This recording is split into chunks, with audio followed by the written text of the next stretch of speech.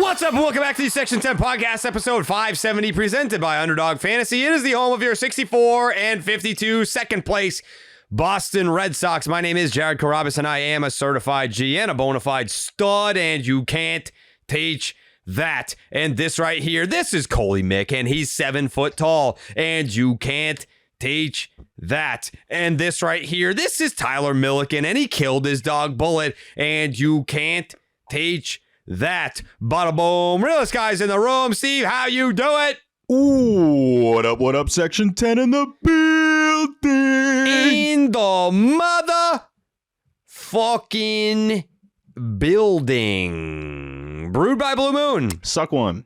Produced by Jake Yazzie. Fuck yeah. Fuck yeah, Jake. I don't give a fuck that the Red Sox lost the series finale, okay? I don't give a fuck that they weren't able to sweep them. Oh, they didn't get the sweep. Oh, wah, they didn't get the fucking... Shut up. It's a series win. It's 2 out of 3 for the Sox. Does it suck that they didn't win the last one before the podcast started? Yeah. No, yeah, it sucks. But it's still a series win. It's a series... One more, Jake, one more time. It's a series win against a big league team. 7 straight wins, a loss, a series win. We're still celebrating. Why are we celebrating? Not just because the Red Sox won a series. Not just because we're drizzling ketchup. The Red Sox extended Roman Anthony 8 years, 130 million bones for the number one more time, Jake. The number 1 prospect in baseball gets breaded up for $130 million. He's staying here for the next decade. The pride of, where's he from, Jake? I don't know. Where's he from, Coley? Where's he from? I can't hear you over the horns. So he's the pride of somewhere. He's the pride of Boston now. We own him now. Jake, one more time, please, if you don't mind. West Palm Beach. The pride of West Palm Beach. Whoa. Now he's the pride of Boston. And you know what else? We got some announcements for people.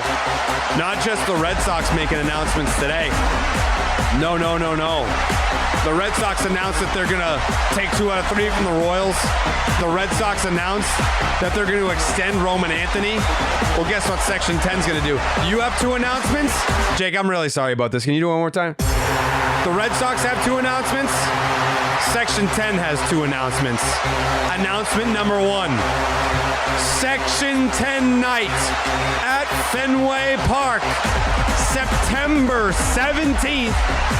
Get your tickets at redsox.com/section10. We already got the text message from the Red Sox. They were like, holy fuck, you guys sold a lot of tickets on night 1. This is embarrassing, Jake. I'm sorry. We need to do this one more time. Thank you.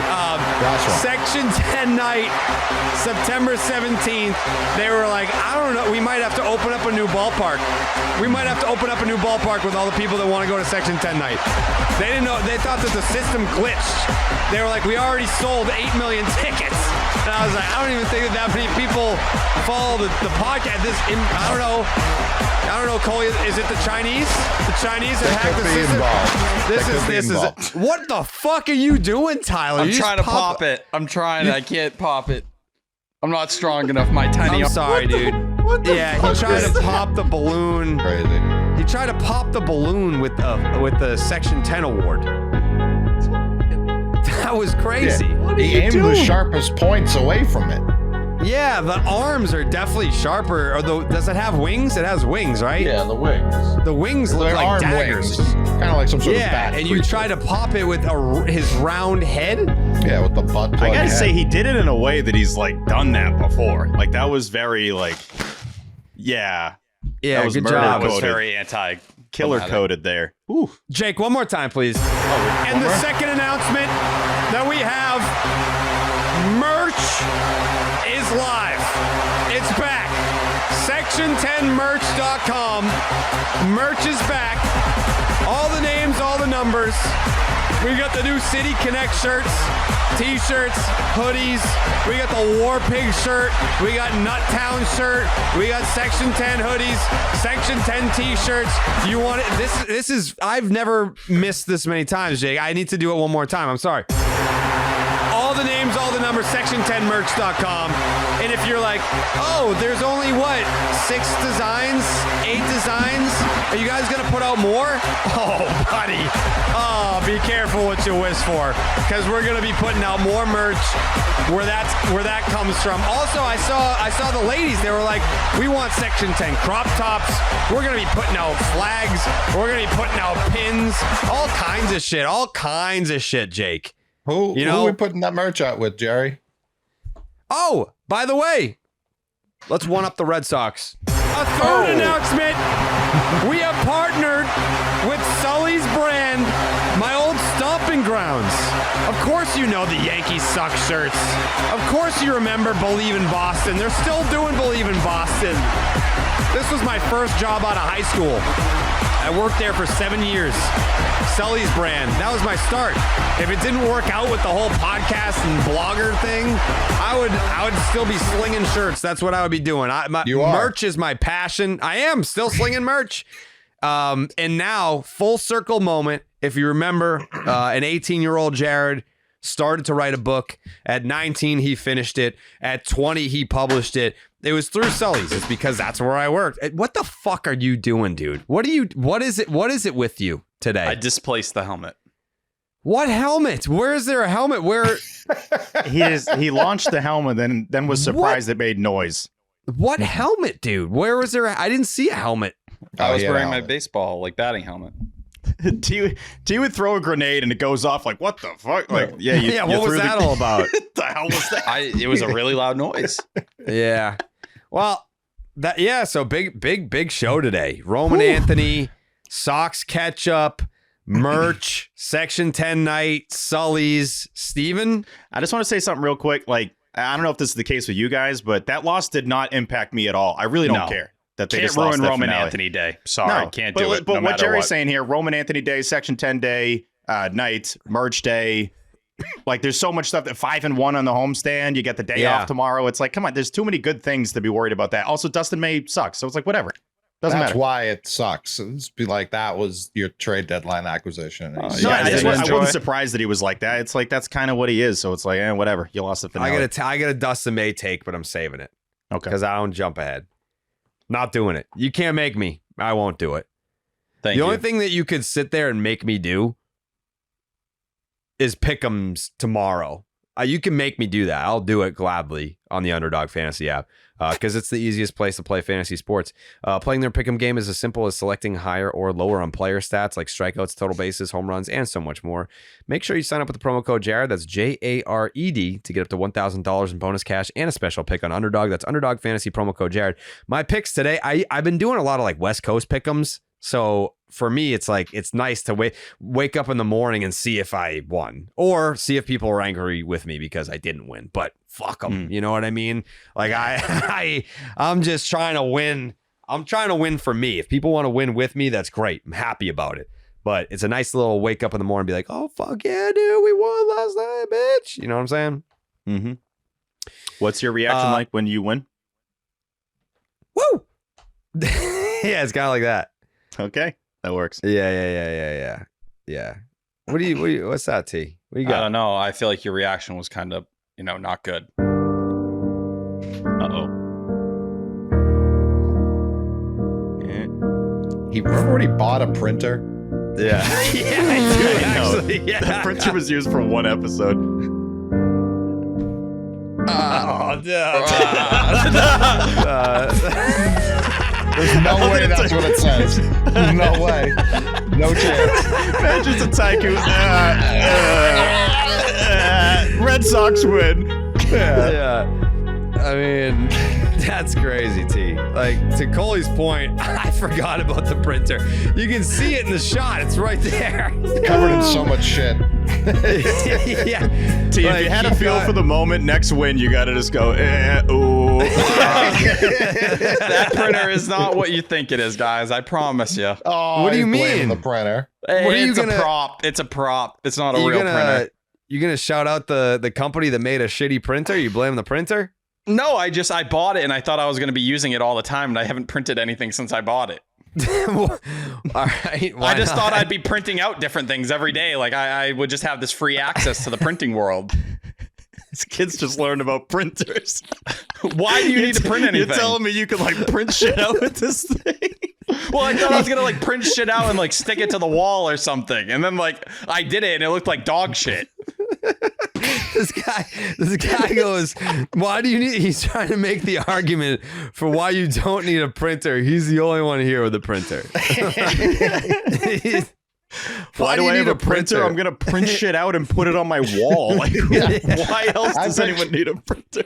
Like, I also picture the hanging on the wall being like a knife. Like, he's just stabbing the page to the wall. I'm going to take this moment. If anyone is willing to buy this printer for a cool $250, you can have it. It will be yours. You're not gonna, what did you buy it for? Printer. Is that what you paid for? A bad amount of money. A bad amount of money. You paid more than that for the printer? Is that what I'm... No, I paid like $125, but I'm trying to make profit. You're trying to make a profit on a used printer. I don't want to take a loss here. Come on. Yeah, that's the opposite. This dude used the printer and is trying to get double what he paid for. It's a brand new printer. It's a brand new printer. Imagine you've been driving this car for 5 years. You're like, yeah, I'm trying to sell it for double. This guy, and not only that, but he's on record being like, this printer sucks. I'm going to mark it up double. You literally never need to use it. We're going to need minimum $250 for this thing. It's fucking terrible. These tires aren't worn on this printer, I promise you. It has a lot of good years left in it. They haven't been good with me, but they'll be good for you. You can print stuff, you can put it on your wall, like that's what it does. This guy goes, not only does a printer not make sense to own, but this one sucks. Like I'm sure there's got to be good printers out there. This is not one of them. How will you sell this, or would you buy this for double? And the shitty part is, I bet you someone out there is like, I would pay $250 for a game used Tyler Milliken printer. Please do not put in bids. I'll find a way to make it useful. I think we've talked about this long enough now that someone's gonna pay $250 for that printer. Yeah. Someone's gonna be like, you know what? Make it 3. Yeah, make it 3 for the printer. You mean opening segment episode 570? Yeah, I'll pay $350 for that thing. Would you sign it, T? If someone wants to pay $300 for it, would you sign it? Yes, I would sign it. Listen, I'll even throw in the paper. A lot of people don't usually do that with printers. I'll keep the paper that's in there. What a deal. What a deal. Yeah, I mean, I don't ship. You got to come pick it up. You got to come scoop it. You also have to drive 2 hours down the Cape to pick up this game-used autographed printer that sucks. The more we talk about it, the minimum payment's going to be like $400, and you got to go to his door. By the end of this, you're going to have to bring him like a pizza too. You're going to have to feed him. Yeah, it's a whole. You're an asshole if you don't tip either. By the way. Yeah. So $500 minimum. I'll take 10 off if you bring a large pizza. Large pizza and a breadstick.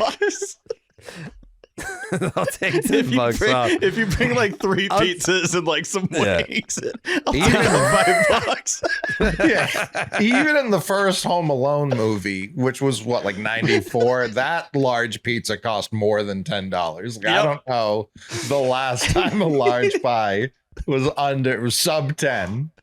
If you bring enough food to feed a large family, I'll take off like $3.30. I'm a businessman, okay? I'm trying to make deals here. It's a great business plan you got, T. Thank you. Shark Tank, here I come. Buy something, use it, double the price. Yeah.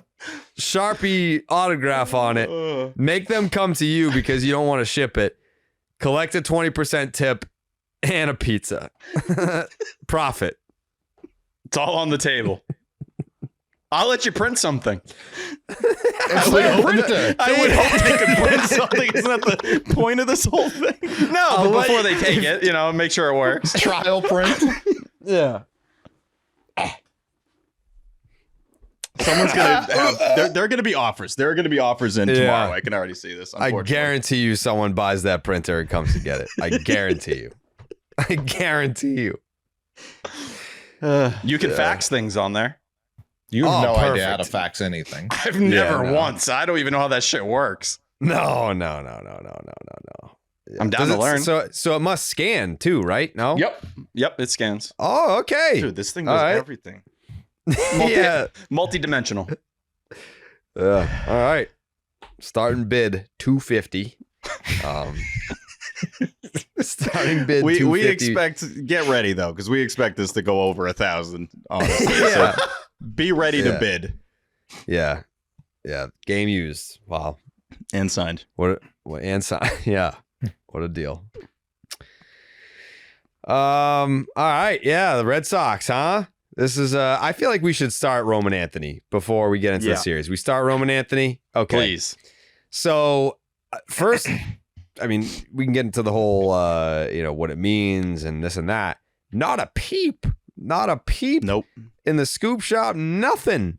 I started checking the group chat because I was working. I was like, did I miss a message? Like, did something happen? I wasn't paying attention. No. Fucking Son of a bitch. Sam Kennedy. I talked to Sam Kennedy this morning. It was about a separate issue, not an issue, like it's. I don't even want to get into it. It's a good thing. It's a positive thing. It has nothing to do with baseball. It's about like fan experiences and stuff like that. Not even like a wink, nudge, like, hey, today might be a big day. Nothing. Crazy. He's up there 4 or 5 hours later. Woo! Roman Anthony, we got him.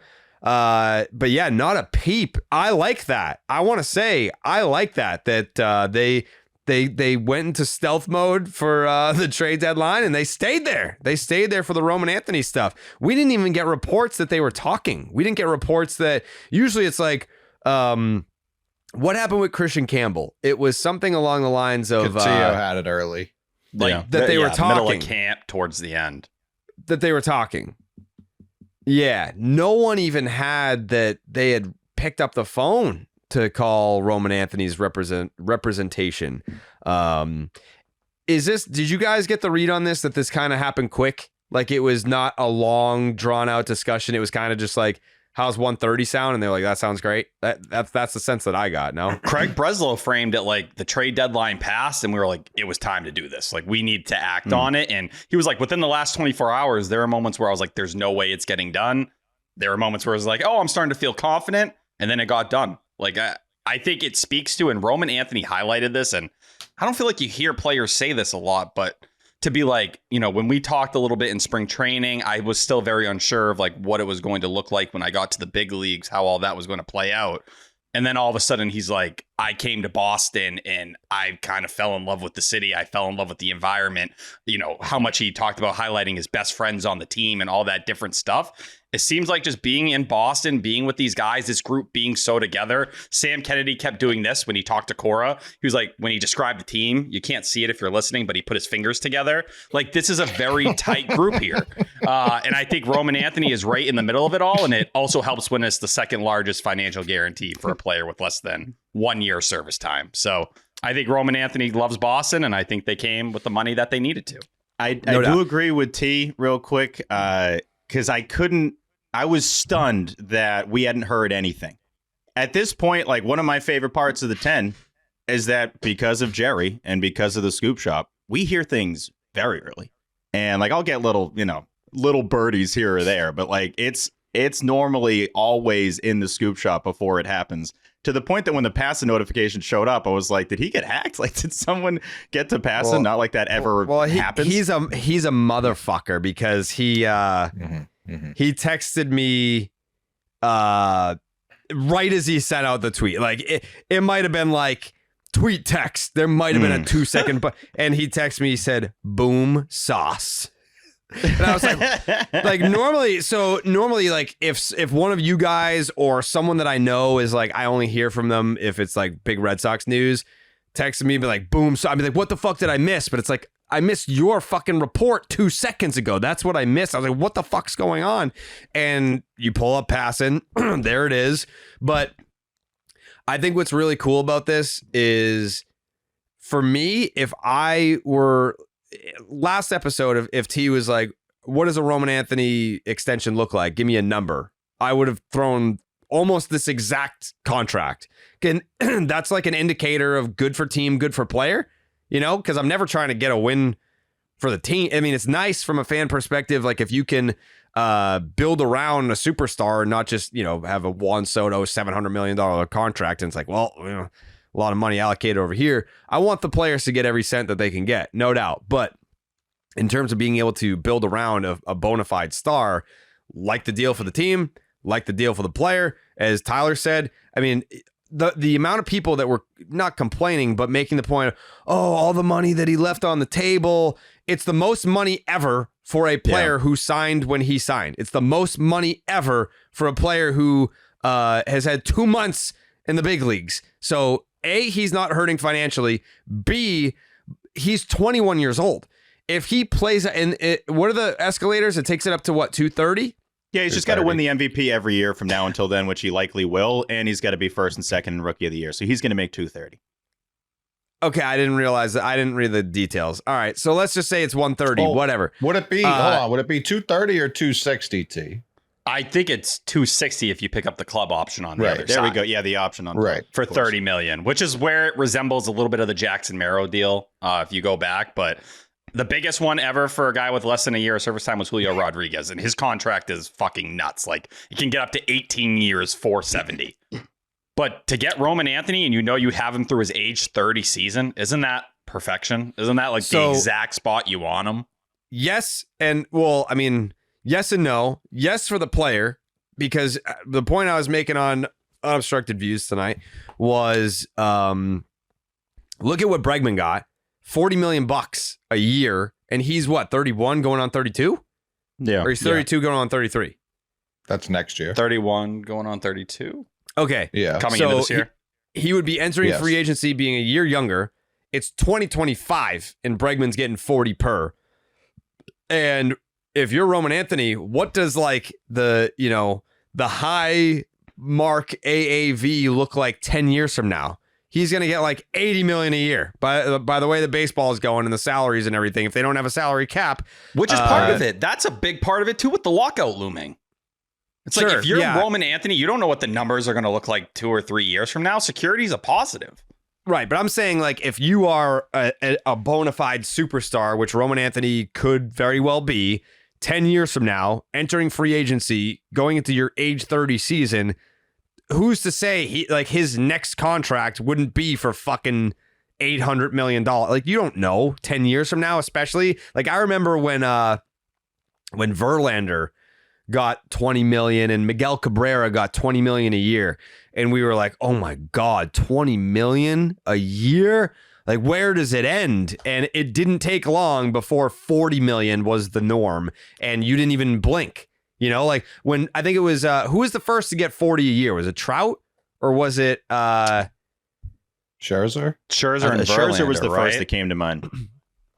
Okay. And even like stuff like that, it's like pretty recent. And we're already at the point where Bregman getting 40 is like, all right, yeah, that's a good deal. It's not like, holy fuck, 40 million a year. So how far 10 years from now, what is going to be the norm for an AAV? Like, Roman Anthony is going to be just fine financially. Like, don't worry about it. One of the biggest things that stuck out to me with this, and I know we mentioned that Roman said he feels comfy in the city and he loves it here and the fan base and all that, which I believe him. I fully do.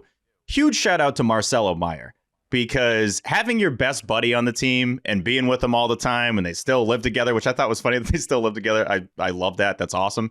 The first guy out there when he hits the walk-off, they are clearly tied at the hip. And the fact that you have that dude there while you come up, like, to begin your journey, it wasn't the other way around. Obviously, Marcelo was up here first, I think makes a huge difference in how Roman views this moving forward. Now, obviously, Marcelo's a whole different issue contract-wise, and we'll see if he gets the extension, if he can shake all these, the injuries and whatnot. But I think that plays a big role in him signing this deal and feeling as comfortable as he does in front of the fans. It's obviously a huge day for us. It's a huge day for the organization, but yeah, I was never super worried that this was going to happen. I know we had a lot of talks about this with like losing a year of control with the Rookie of the Year stuff and all that. I was mildly concerned. I was never super concerned. I never put it at a point where it was like super concerning. Also, We had other things to worry about. There were like other things that like came. It was an annoyance. It wasn't a concern. It was an It was an avoidable annoyance. No, yeah, that's fair. That's fair. But even getting to this point, it's nice to get this little surprise because it's like, oh, yeah, he's going to sign in the first week of August. I would have said, what are you talking about? That doesn't make any sense. But now getting to this point now, it's, for him, I'm sure he's very comfortable. For the team, they're comfortable. This is good for everybody. Like, I don't see anybody coming out of this a loser. Yeah, so, and like Roman was someone who got $2.5 million coming out of school. There was no he wasn't forced into signing a deal or in a spot like Christian Campbell where you sign for exactly slot and you're not making a ton of money. But this is like part of the when you extend all these different guys and you start building this thing that everyone can kind of see going in the same direction. Garrett Crochet extended through 2032. Rafaela, club option for 2032. Brian Bello, club option for 2030. Christian Campbell is locked up through 2034 on a club option. Like when you see all these guys around you have these long-term deals that you'll be around, it creates that Braves culture that we've been talking about for some time, right? When it was Acuna and Ozzie Albies and Austin Riley and all these different guys, like there is momentum to so many young players on this roster signing long-term and wanting to be here. And then you're having the results on the field. Like all of that factors into players being more willing to sign a deal like this. So I want to go back to the conversation about like concern level. It wasn't something that was keeping me up at night because there's so much time before he would have become a free agent and so much can change in 5-6 years.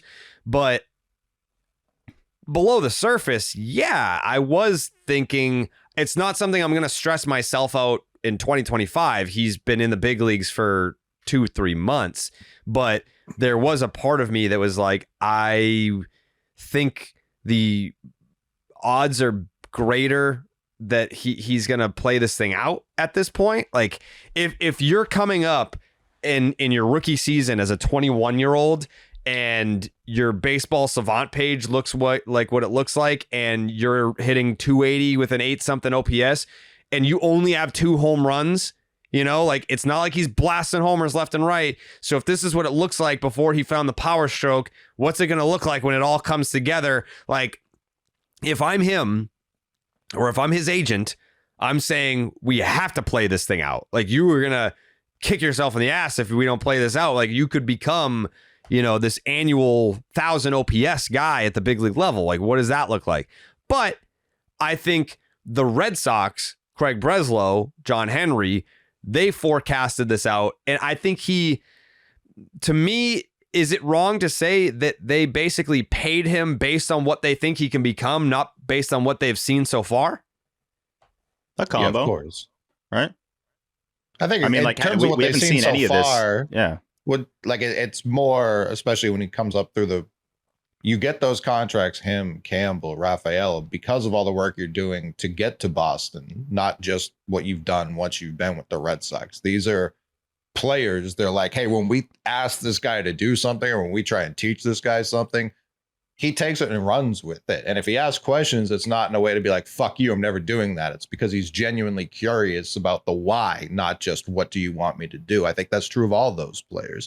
So I think that's where it's just like, yeah, the organization trusts him to continue to be that guy moving forward. I'd also be curious, like, what were the numbers exchanged during spring training? Like, where were they at that point in time? Yeah, maybe they didn't get that far. We know there were some talks or whatever it may be. And Anthony the way he talked about the time was very like, yeah, we didn't get far or really anywhere going with it. Was that more him just being hesitant, like he said, because he didn't really know Boston yet? But yeah, depending on what those numbers, like, did you see the guy come up and he's rocking a 400 OBP? The only qualified hitter rocking a 400 or better OBP is Aaron Judge. Like, did you say, all right, we're willing to move maybe another 20 million than we originally were at? We're willing to extend beyond like the Corbin Carroll deal, for example, or like right around 111 million. Was that the difference? And after the deadline, it made me happy that instead of just pouting about it, they're like, fuck it. If we can't get guys that are going to help this team right now, let's start taking care of business that not only bleeds into the offseason, but, shapes our organization and our future. Let's take care of business. I do love when it gets to the point where we don't have to, like, one of my least favorite things is talking about hypotheticals on deals guys are going to sign. And then how long is that going to drag out? That just pulls us all down and it divides us. I don't like it. I don't enjoy it at all. The Crochet thing after every start, I'm so damn thankful that we're not talking about his contract. That would drive me. You already saw the Roman Anthony tweets.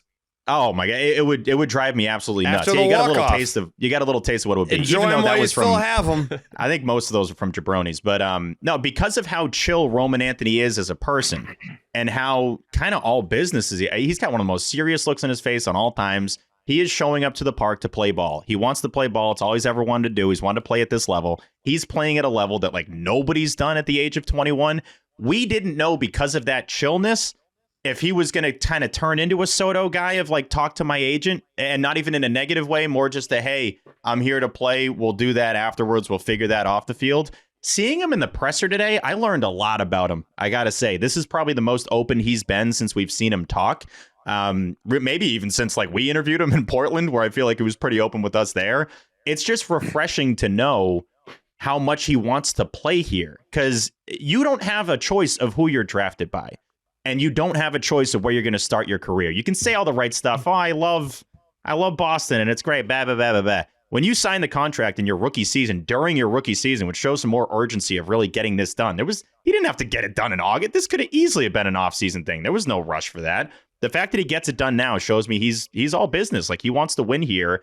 And then when you say stuff like that, it has more value to me. When you're saying it before you sign your contract, it can just be kind of, positioning to try to get a deal, or honestly, you probably shouldn't say that if you're in Boston, because then they'll just pay you less if you say you like it here. But no, the fact that we get all those quotes today, and I think Breslow was super honest too. He alluded a little bit, and T, you might have noticed it, that like there were maybe some times in conversations where they didn't agree 100% on. And I think that had to do with the rookie of the year stuff. I think that was a big part of it. That was probably a big part of it. But now you look at, the incentives he has in the deal and what it can get up to. And obviously he's got to be like one of the best performers in baseball to get some of these bonuses. But it's just a super refreshing feeling that we don't have another guy that we have to worry about what it's going to be like in 4 or 5 years. But those escalators, they tell you what they think of the player and what they think he's capable of and what Roman Anthony thinks he's capable of. The way that Spear wrote it up, essentially was his salary will increase by $1 million if he comes first or second in Rookie of the Year voting. The salaries would increase by $2 million for each MVP win in any previous year, $1 million for coming second or third in MVP voting, $750K for a fourth or fifth in MVP voting, $500K for finishing 6th through 10th in MVP voting, and $200K for any All-Star appearance. Those same escalators would apply to the club option, except the top 2 Rookie of the Year finish would add $2 million instead of $1 million. So his 2031 salary can be escalated by $14 million, $16.2 million in 2032, $18.4 million in 2033, and then the 2034 club option can be escalated by $21.6 million. So I'm gonna be $51.6 $51 million. So Jeez. that's where you're acknowledging and being so if he is Soto, they'll never pick that up. He'll just negotiate. They'll just negotiate with him. Maybe. I'd be curious to see what 51 million looks like at that point in time. If there's a salary cap, it's going to look like a fuck ton. Yeah, that's where it would impact you quite a bit. I do agree on that. But if he turns into Juan Soto and you're functioning like the Red Sox should function, you're probably picking that up if he's become your franchise icon. Yeah, and that's where I got angry with a small portion of the fan base today. Immediately, I posted my Ren and Stimpy gif to the Passan News. That's the exact opposite of the Snoopy gif. And the first person who replied was like, does this make the Devers trade a wash? The fuck are you talking about? Paying Roman Anthony, like, what is it? 130? What's that, like 14 million a year? 15? Yeah. Like that is not the money we saved from that. Like, those have nothing to do with one another. Breslow said that during the presser. He was like, I want to make it very clear. Yeah, which we need to clock those things, because when he's like, we're going to buy at the deadline and then doesn't, it's like, all right, well, you said, like, when they go to the offseason, if they point to the Bregman and Anthony extensions as like, well, there was all the Devers money, you gotta, like, we got to hold these people accountable at some point in time. Like, that can't be, I won't accept players who are already on the team with Rafael Devers being the money spent moving. Like, that doesn't make any sense in my brain. I will not allow the Red Sox to be, I will not allow the billionaire standard to be lowered like that. But I am happy for Marcelo Meyer, who just locked up generational job security. Like, if you see anyone this winter putting him into mock trades, that's an unserious person. Like, Roman Anthony will sue if Marcelo is traded. That's like Lou Merloni's job security when Nomar was here. It's like, he's not going anywhere. No. Nowhere. No, and like you brought up I see benefits to giving him basically like the Rafaela contract. Like that's not going to hurt them at all. It's going to make him happier. If he doesn't live up to that 4th overall pick, which is lofty, like you won't be upset you're paying him $8 million a year. Like that'll never crush you. Man, I just feel. All right, let's pivot. It's same topic, but different conversation point. How do we feel about Craig Breslow today? You got to tip your cap for this, without a doubt. Got to tip your cap. Shout him out, yeah. And this is what we were talking about at the end of last episode, where there's been a lot of mistakes. I would look at Craig Breslow like I would a top prospect. Like there's mistakes he's made. He's learning the game. You knew that when you hired a guy that did not have the proper experience that you wanted for the job at the time, when you really wanted him to basically lead your pitching department, the Justin Willard position. But I think this is another moment where you got to tip your cap to Craig Breslow because he got Rafaela extended. He got Bello extended. Those deals look great right now. I don't give a fuck about the Campbell extension. I still think it's going to be a good deal, and it doesn't hurt you one way or the other. And then Roman Anthony now extended. Like he's showing the ability to. Yeah. You said Rafael. I said Rafael. He's showing the ability to get these deals done. And so far, Bello and Rafael look great. Anthony, I think everyone's thrilled. And I think Campbell is going to be really good. I'm happy with all those. No one should be worried about the Woo Sox second all-time hit streak leader, Christian Campbell. Jerry? Okay. I was wrong. Whoa. Okay. We're recording, right? Yeah, we're rolling. Okay, just want to make sure. I was wrong. Mm-hmm. Mm-hmm. I was wrong because I believe after the Devers situation, I said I don't believe Craig Breslow is long for this job, was the direct quote. I retract. I no longer believe that. I don't believe that. I don't believe that he's not long for this job. I still, let's add a caveat, I still don't want him being the guy that's negotiating. like I want his brain. I don't want his mouth. Sure. That's what she said. Well, I want his baseball mind. I don't want him. Who fucking cares, Coley? I mean, shit. We're all. I was having a side conversation, but both sides probably want the mouth a little bit. I'm listening to you. Everyone on this podcast is going to die someday, including everyone who's listening right now. None of this matters. Even the people that we're talking about. We'll all be dead. We should do this every segment, by the way. Let's do this every segment. And regardless of what I said, who cares? We're all going to be in a grave. We're whatever. all going to die. All of us. Every single one. But I will say this. I think Craig Breslow is long for this job. And I think it's because Coley. I would argue no one's long for the GM job of the Boston Red Sox, Jerry. Contextually, if I say you're not long for this job, I think I guess like the average tenure of someone holding this position for this organization specifically is about 1.5 years. I think he'll surpass that. Yeah, I think long for this job means long for this job means I think he'll see year 3. Okay. Okay. That means you're long for this job if you can survive at least 3 years of this fucking franchise. My big questions about this deal, and maybe some of the answers are out there and I just haven't seen them yet. What kind of talking happened in spring training? Because as Jerry's alluded to many times in this particular program, Christian Campbell only made the opening day roster because he was the only guy willing to take an extension.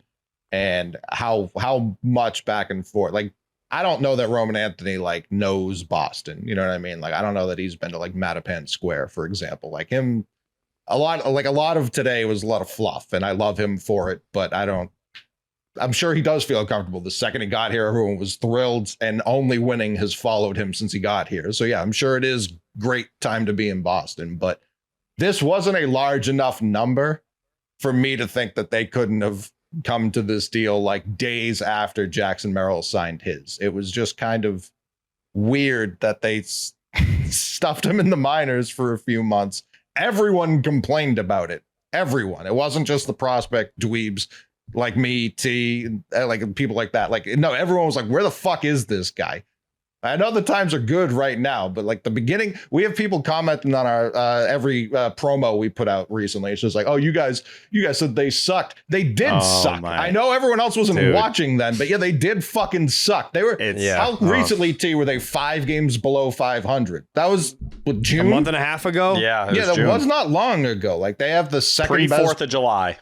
Yeah, they have the second best record in baseball over the last like 60 games. It's the fucking Brewers and then us. Like it's like Jarek. The first time that we showed up this year to like make content at Fenway, they were on like a fucking 19 game losing streak. And we were talking about selling. Like, who was in town? Was it Toronto? When we did the Duran It was interview. after the Duran interview. Yeah. They had lost 6 in a row. Yeah, it was right after the Devers trade. The whole vibe of the Duran interview was, you guys fucking suck. Like, how do you respond? Like, you know, I'm not going to name any names because they don't fucking deserve any recognition, but like people being like, you're a bandwagon fan, like blah, blah, blah. You said that they sucked and you said that you were out. I was out.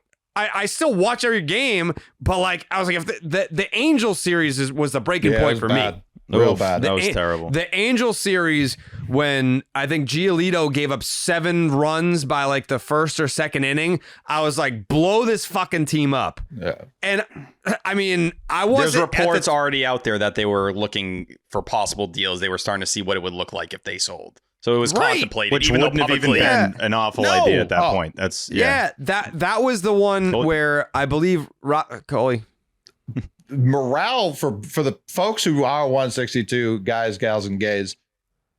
People, the prevailing thought was like, you got a DFA Trevor Story, and I wasn't even the one saying it. Everyone was saying, like, it wasn't just me and other people who have been loud about him. That was just like, he's cooked. I said there's some people that probably feel this way. I don't know.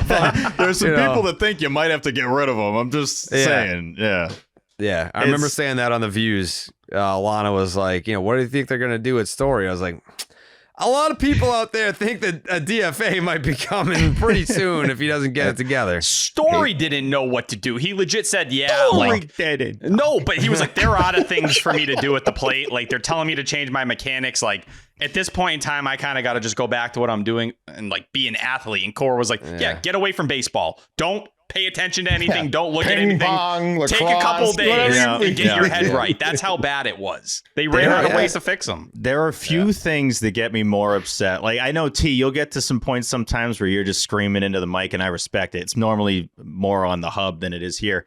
But I can't stand that you guys switched up. That you guys, like, first off, how dare you? We spend Jared. We never did Sogo, Steve. That's all you have to say to people. If we did Sogo, that is an official, we're telling you we're waving the white flag. We never went Sogo. Never. It was like, it sucked. It was awful. We are going to piss and moan about it. I'm going to say I'm out, but I'm going to fucking show up the next day and watch 9 innings. Once you hit Sogo, that's when it's like, it's so bad we can't even talk about the Red Sox. That never happened. Steve? I just... You're right. And I know you were wrong once, but you are back to being right, which is big. But no, it just drives me nuts that the how dare you thing is more you know how much fucking time we spend on this team, on this group of adults that plays close to us. So that's why we care this much. And now we've gotten to a point where we've grown this show that you guys care about and that we've built all this community.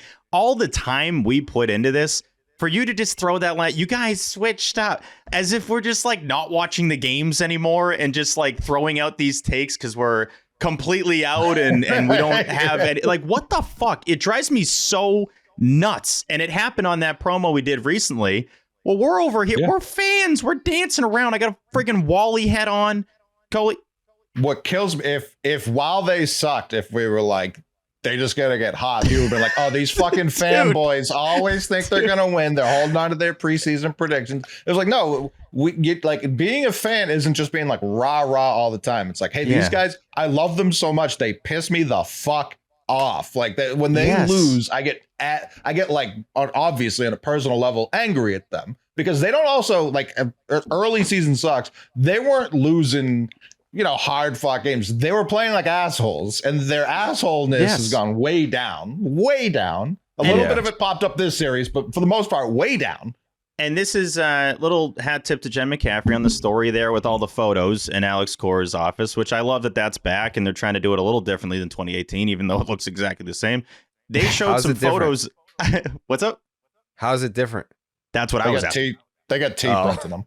Yeah. Okay. Yeah. No, they're using the T printer, and now the starting bid is $2,000 because that's printing all the photos out on the wall. Oh, God. But no, you know what? She walks into Cora's office and stabs a new picture every day. See, that's actually a good idea. I think that you should use your printer and make a wind wall in your room there. That'd be cool. Right behind me. Yeah. Why not? Call it. Should be a triple wall, and it's just all your shirtless pictures. For all the triples. Yes, 100%. But no, with the photos, you're reminded of how long the damn season is. If you're listening right now, do you remember that Tristan Casas walk-off against the White Sox? You probably don't, because I barely did. Seeing that photo. Yeah, exactly. That was this year. I peaked. That happened. But no, it's true season. though. Like Tristan Casas played 29 games this year.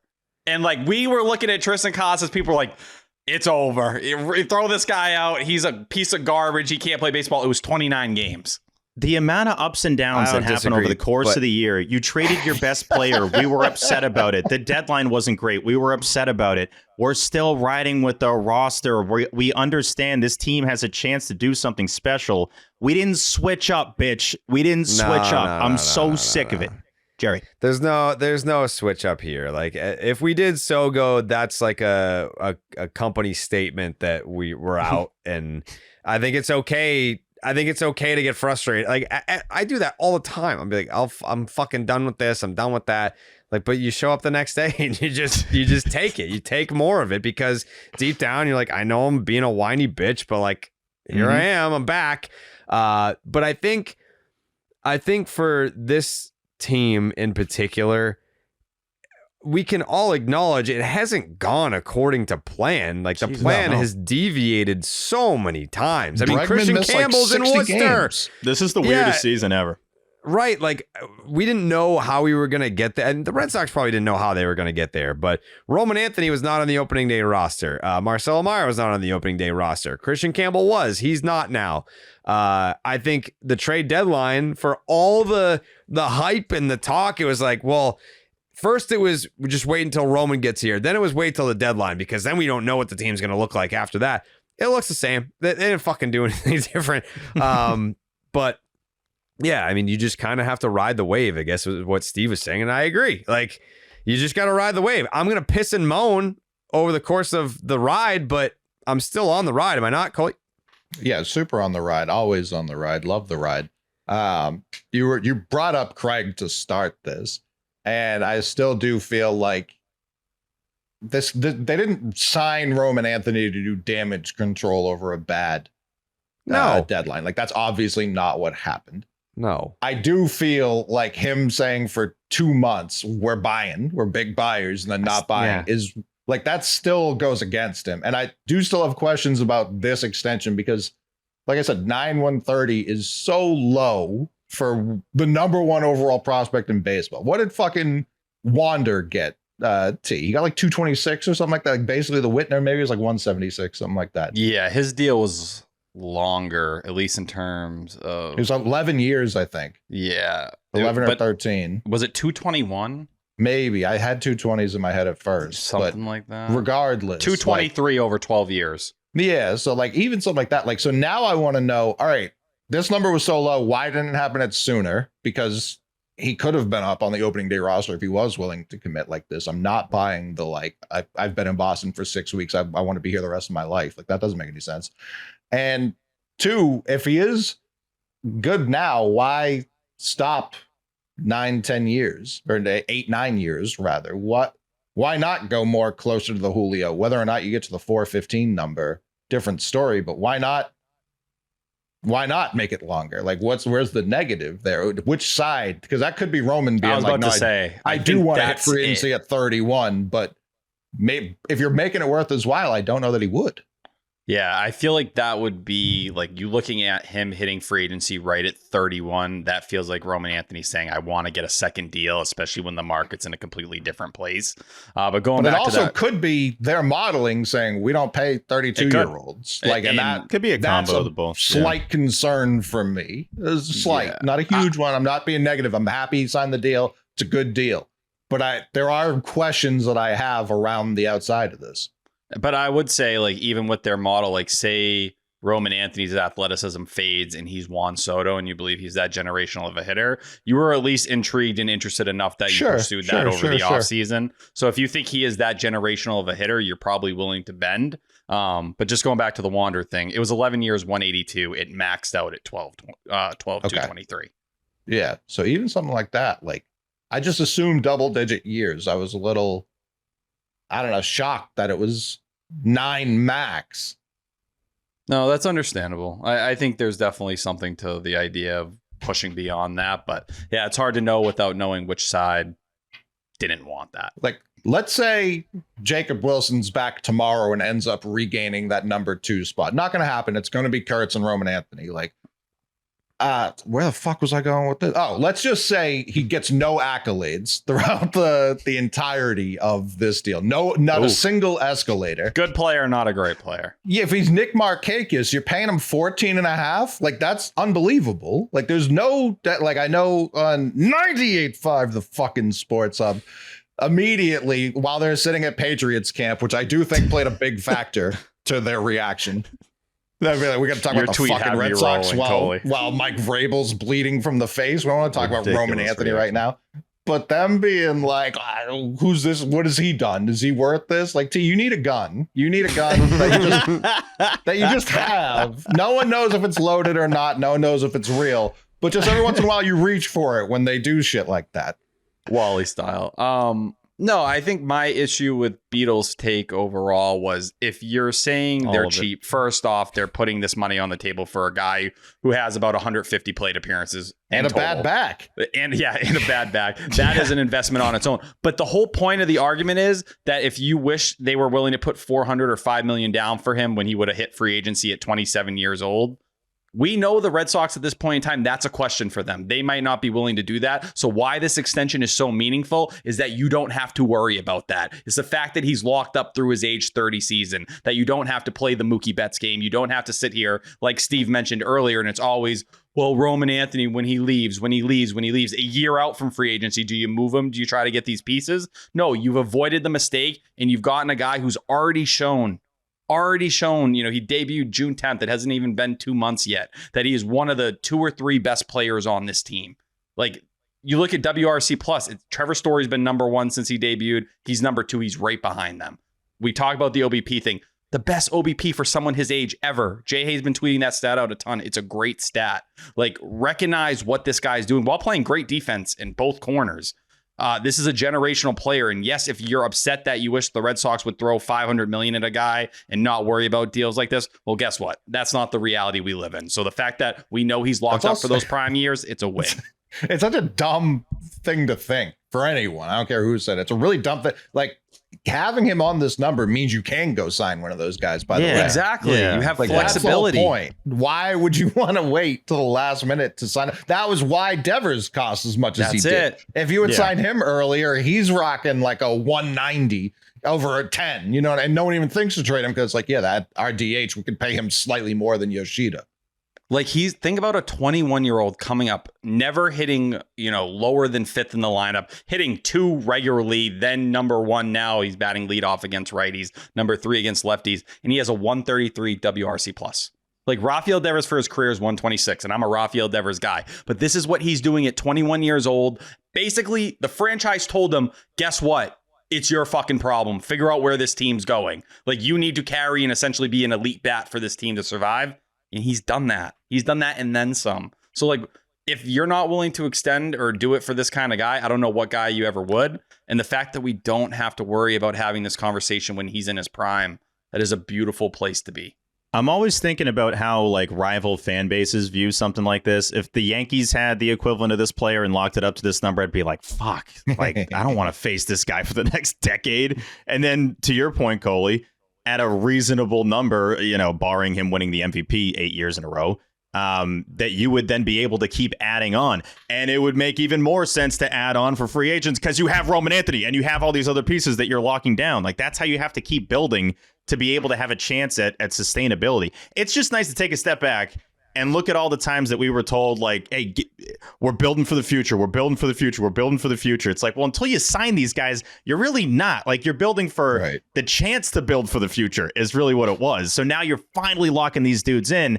This is where it pays off. Like, just for all of us, everyone listening, like, these kind of moves. And I agree, T. Like, Campbell's in there, too. Let's not just... Like, yes. Christian Campbell's part of this conversation, and I like that Cora... I thought he was going to forget to mention Campbell in the whole group. I like that a lot tonight. And then he added him on. He's like, you know, KC. And I'm like, oh, okay. Because I don't want Campbell. I'm always thinking about how the players see this stuff, and they look up to Alex, and, like, I didn't want them to see that and be like, oh, they forgot about me. But no, having these guys locked down is obviously insanely valuable. And I go back to the conversation that Fleming and Monaco had, like, a week ago, maybe, on the radio, where they were talking about like what's the higher lower for MVPs for Roman Anthony, and they pretty comfortably had it at 1.5, and that's not a crazy radio thing to say. The fact that right now at 21 you can have the convo of like, yeah, he's probably going to get more than 1.5 MVPs and he's barely legal to drink, like that's a normal conversation to have right now. He's potentially a generational player, and that's somebody that you have to try to lock up to a deal like this. So anybody that feels any type of way, T, I don't know how you do it. I don't know how to do it, and I don't want to put you in a bad spot, but it's like, Jesus Christ, hearing some of this stuff that gets said, I'm like, I'm gonna get you out of there. It's like the dude with the cat. I'm like, dude, don't worry about it, T. It's gonna be okay. But yeah, that was tough to see. You held your own per usual, but this is an all-time player. You gotta do this deal if you can. It's not even like specific. Like Beatles locked in on the Sox. I think his takes have over the last 10 years they've become more and more negative, but like the entire sports radio landscape is it's Tom Brady. Like it was like Tom Brady was here for 2 decades. The Patriots were king for 2 decades. Both stations loaded up on football first guys. So if you're looking for Sox talk, and it's benefited us greatly, but every show has football guys that are trying to talk about the Red Sox. And that's why, you know, there's so many shows now. Like when I go on with like Maz, I'm like talking to a baseball guy right now. Like we're doing ball talk. Like he loves the Sox, probably number one, like he covered them on the beat. But yeah, on both stations, up and down, it's like you can, and it was a great business model, but now I think the tide is turning. I'm not saying that everyone, like it's, you know, Boston's not exactly yet a baseball is back number one, but I think Patriots fans and football fans, like they're starting to be like, kind of, you know, we're removed from the Brady era now, and I think that, you know, the Patriots organization is trending back upwards. But I don't think anyone. What's the over under on wins this year? Fucking 7.5, probably 8.5, something like that. Not playoffs. No, they should be fine. They could make the playoffs. Yeah, they should. No, be your point stands. Your point's valid. It's shifted Baseball way too much to that side. Yeah, it was way too football heavy, and I get like nationally football is king. But in Boston, there was a time period not too long ago when the Patriots won the fucking Super Bowl, and the back page of the sports page was what the Red Sox were doing in that offseason. Like it's, you know, and it will probably never be like that again. Even now, like even with the Patriots sucking or being mediocre or being removed from the Brady era, I don't know that we'll ever get back to baseball as number one. But I think the market share, it will continue to shift, and I think that baseball and the Red Sox in Boston is gaining more market share because of the Red Sox being good and the Patriots being not just mediocre for a year, but since Brady left, yeah. It's always been a baseball city. Yeah, oh, yeah, no, of course, but you just can't. Like there is part of it that's you can't suck for this long and expect people are gonna care about you or talk about you. Like the Red Sox, Correct. as they should have been, were the last thing to talk about of the 4 teams. for a good stretch there, dating back to 21. Like 21's not super recent at this point. So yeah, but I think you're seeing the impact right now of what this Red Sox team can kind of do, and it feels like 2021. And 2021 was weird because you had the awkward attendance set up earlier in the year, and then the team sucked the last 2 months, and then you got to the playoffs and it really popped. But like Cora talked about it, they had the best paid attendance in 6 years, like their longest consecutive sellout streak since 2018 right now. I think it's at 10 games.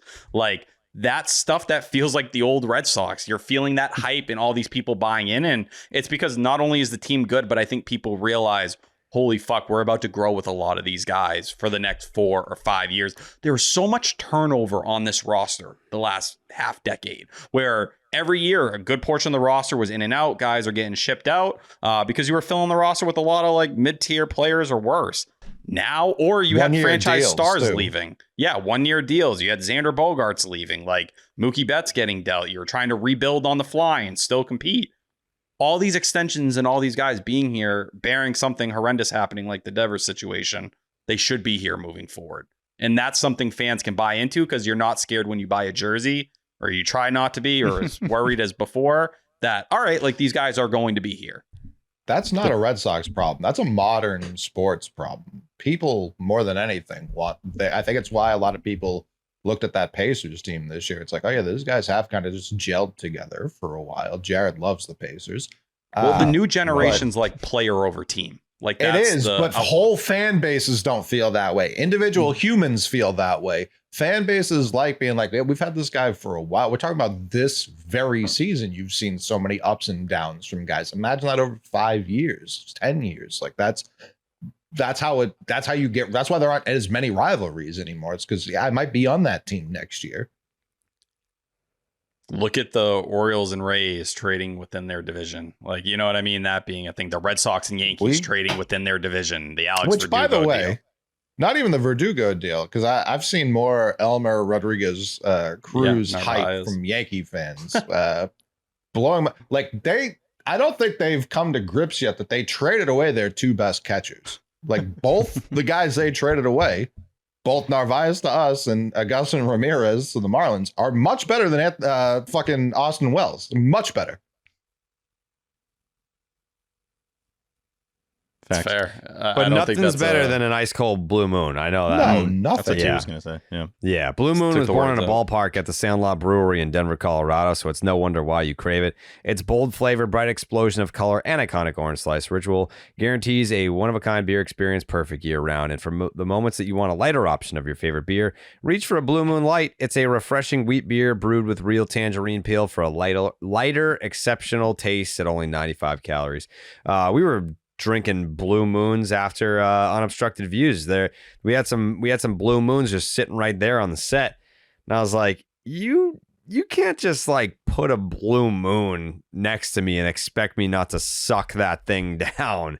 And the Unobstructed Views ends, I'm like, it's a guarantee. You put a Blue Moon near me, that thing's getting sucked.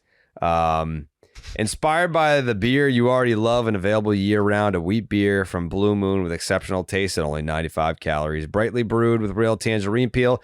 Tastes light and refreshing. Nothing compares to the great taste of a Blue Moon Light. Blue Moon made brighter. Get Blue Moon Light delivered by visiting get.bluemoonbeer.com/Jared for delivery options. That is get.bluemoonbeer.com/Jared.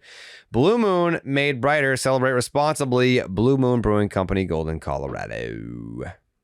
Suck one. All right, we can kind of dip our toes in with this series. What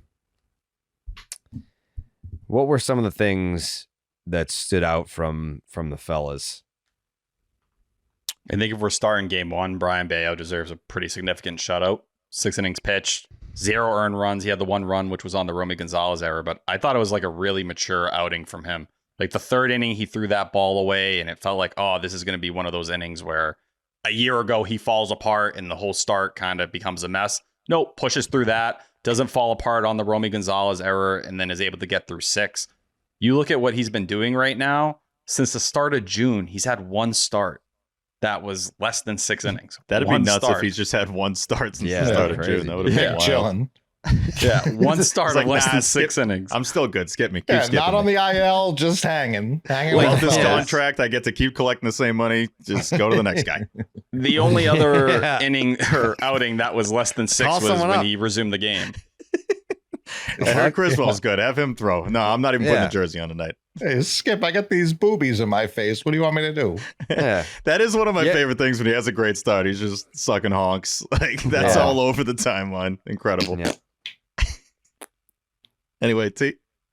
No, that was about it. I also Oh, I don't like that run being attributed to Romy because if I remember correctly, and I may be wrong, was that when Salvador Perez scored from third? T.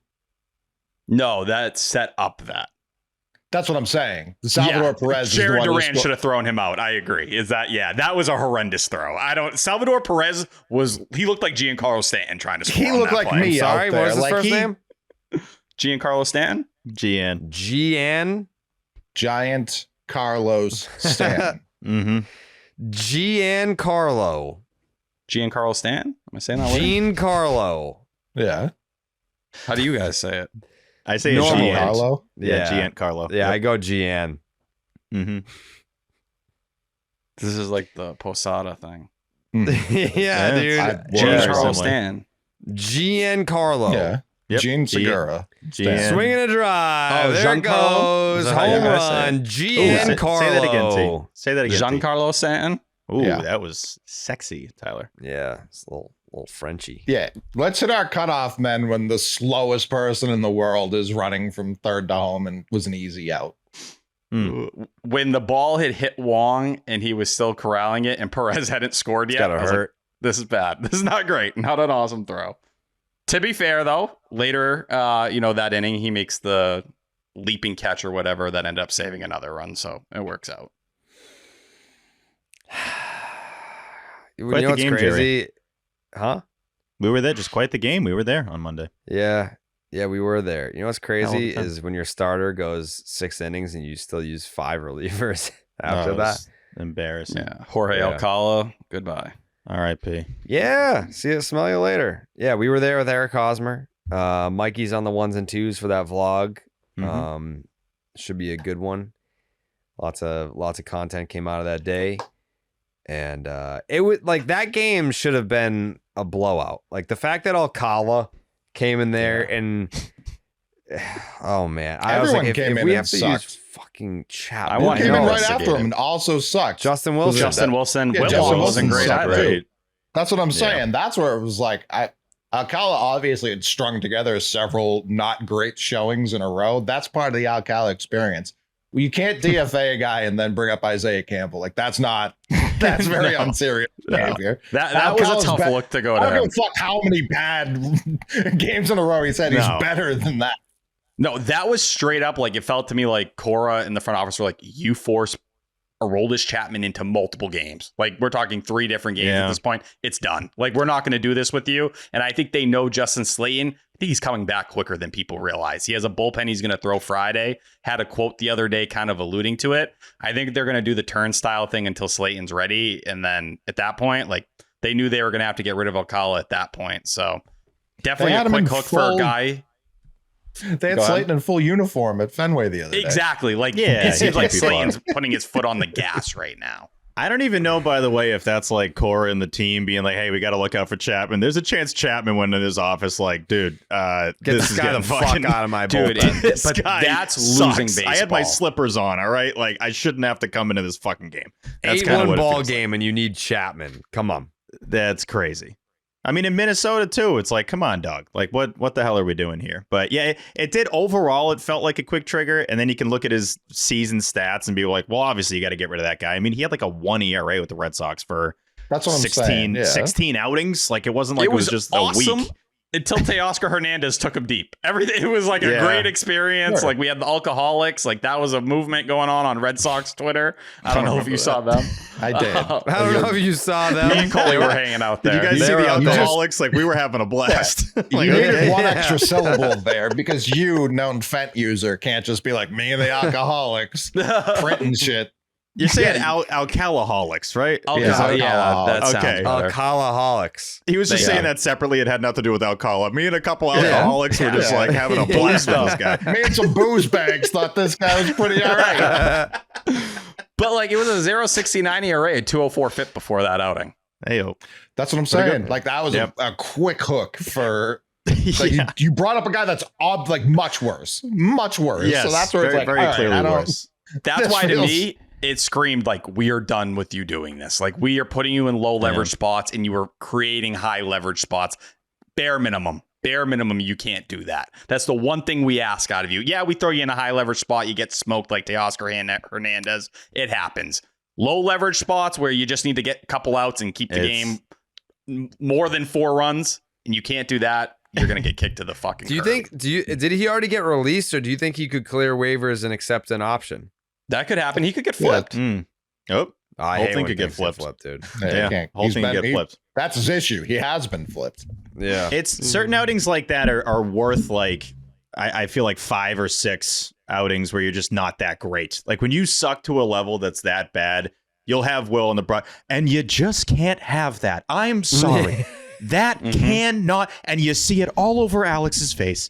He's coming to get him. He's coming. That's basically what happened like 4 times with Alcala. That might be my favorite impression that Steve does. He's got a great got a great Will Fleming. Yeah, like it's the cadence, it's what he would say. Yeah.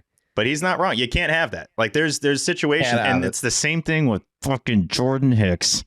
Yes. It's much different with Jordan. But what's the No, difference? I know, but it's the same piss me off. He pisses me off so It's much. much worse that it's Jordan Hicks because we're stuck with him, buddy. Exactly. No, I know. Is This it isn't 2 some more dude years we got after from the this or 2 one? more years, 12 and a half 2 more million years. next year and the year after. So, He's been so bad, I didn't even want to look it up. I didn't want to look up what the contract situation was. Steve, like you think you're mad about Jordan Hicks now? I'm prognosticating December 14th. We see the first tweet. The Red Sox have asked Jordan Hicks to stretch out and come to camp as a starter. Wait till you see that tweet pop up in December. Like that's when you really start to hate Jordan Hicks, which sucks.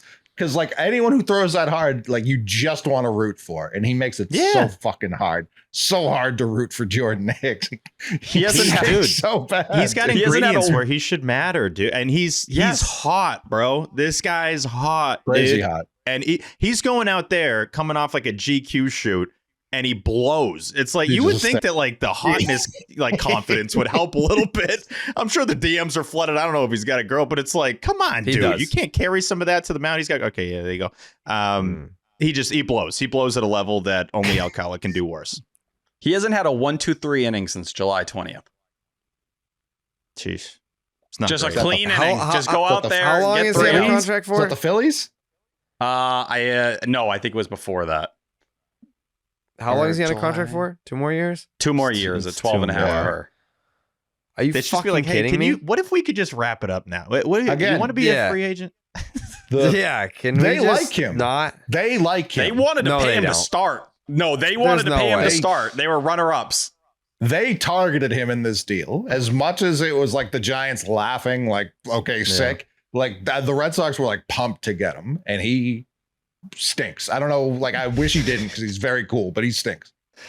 His cool factor's high. Everything else is low. But it's like they're just betting on him. Can you be what you were in 2023? Can you just be a very good reliever? Like, it shouldn't be this hard to get you back there.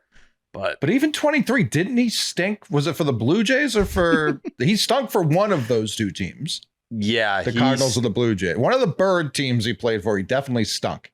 No, he was a lot better for the Blue Jays. It was like a 3-6 with the Cardinals, but it was a 2-6 with the Blue Jays. That's where he I like don't even walked in. remember him on the Blue Jays. No, I Yeah. have no memory of that.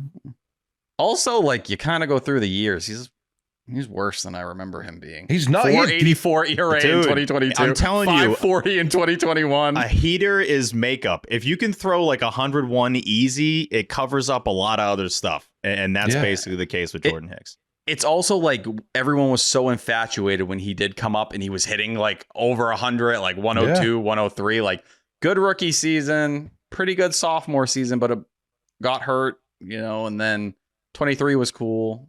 It's not as much track record as you like to think. No, It's rough. I mean, his savant's hilarious. It's like, yeah, this guy's in the 92nd percentile for fastball velo, but he doesn't strike people out. Like, what? How does this make any sense? It doesn't. Red Sox win 8-5. Very fun night at the park. I just want to give just a massive shout out to Fenway Park and the people that filling it up and having fun. You look around, it's a Monday night, dude. Monday night. That place was absolutely buzzing. Gate against the Royals. Yeah. Largest paid attendance in like the last 7 years I saw. For that game? Yeah. Monday. People were pumped. Dude, it felt like it. We were looking around in the seventh inning. It was Dominican heritage. Also Exactly. true. And that's why you were Bello there. on the bump was like, they make those days months in advance. So that Bello on the bump couldn't have worked out more perfectly. But it's also, and I get that it's summer and kids are off and all that, but it was what, 8-1 Sox in the seventh?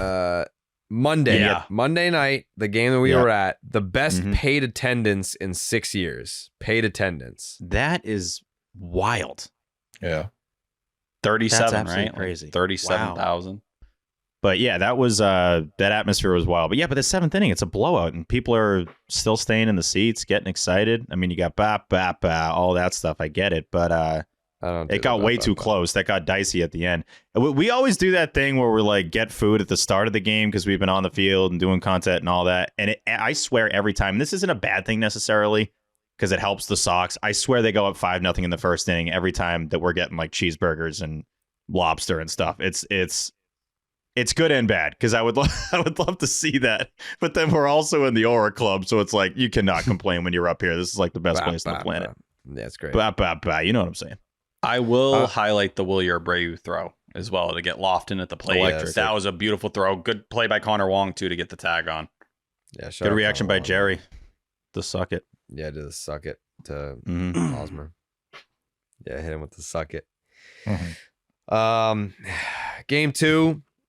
But real quick, talk about vibe switch from game 1 to game 3. Game 1, Roman Anthony gets scratched. And that's part of like the Wilyer Abreu. He had a great game for a guy who found out 5 minutes before first pitch. And it was like, They should do that more. what's going on? Like back injuries are just one of those ones where I never happy to hear that. No. Well, that's why they got him on a good deal because of the spasms. That was going to be my first tweet, was just that, but I know so many people who legitimately had that take, and that's why I can't say those things, because there are those assholes out there who think that way. Yeah. Also, Duran with a 3-run blast off a lefty is a great sign within itself. But this one-hand finish thing he has going on, I don't know what has clicked or what is led to him doing this. It looks sick when he does it, but like it's just this new thing, and it's leading to great results. I don't know what mechanic change led to that, but it's working. It's the latest thing he's tried. To center. 10 rows deep to center at Fenway. I was about to go take a pee. I'm like, well, that's a fly out. Like, this inning's over. And then he's slowly jogging out of the box like it's a ding-dong. I couldn't believe that. Well, he's strong.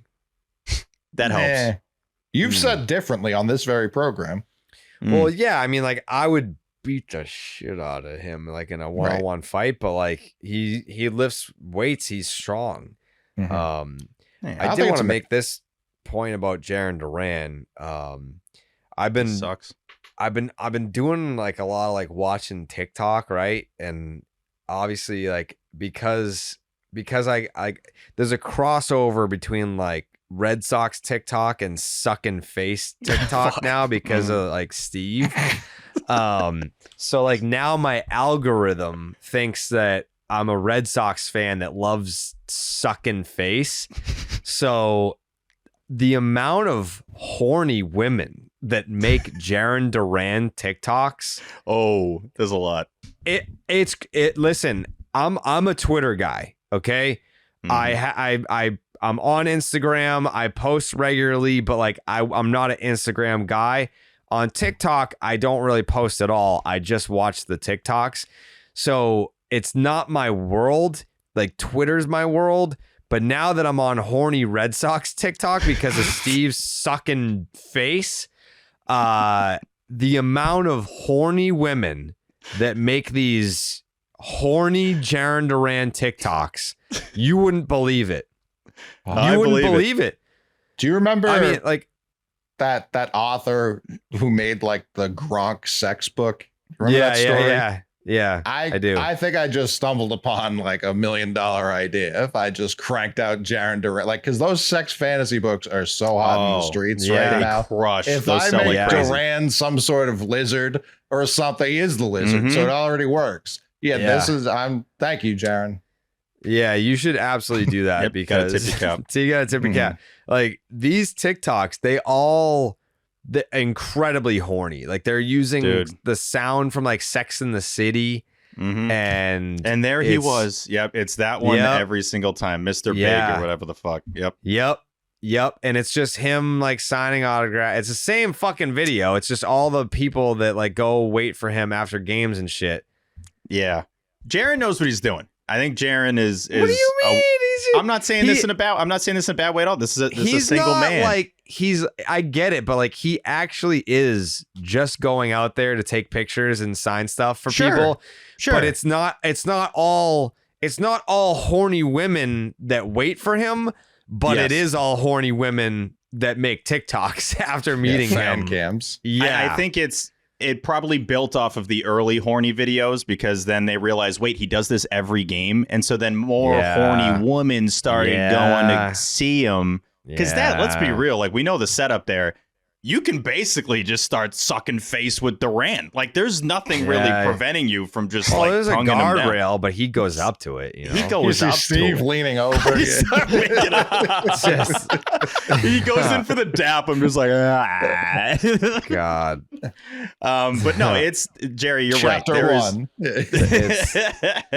There is a whole portion of TikTok that's just, and even at the park too, it's just zooming in on him in slow mo as he's like walking out to the outfield. Yeah. I'm like, That this guy's does not- sexualized every game. It does not exist on Twitter. I don't see it on Twitter. You go on TikTok, and if you just fall into the Red Sox algorithm, it's all just horny Duran content.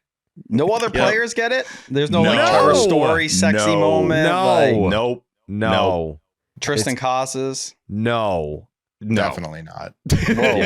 Whoa. There is no need to say it like that. Well, I mean, it's just I love Tristan. Like his most famous picture is him being like a fat little 11-year-old. So like that's not who gets. Jaron Duran's never been a fat little 11-year-old at any point in his life. No. I think he was like, I think he was probably going out to, he was probably going out to dinner or something a couple days ago and had a whole fit. Slut. He had, that whore. He had a whole fit going and had like the hair going. And that's where that's where the horny Duran woman are like, we're going to make the videos tonight. Like those, because you get him in a fit. It's like, he's not just signing autographs now. Now he's kind of like modeling for the fans. So I get it. I've only seen him in like a regular ass t-shirt and joggers out there. And like, there I haven't he seen was. him. Yeah, dude. Like, oh man.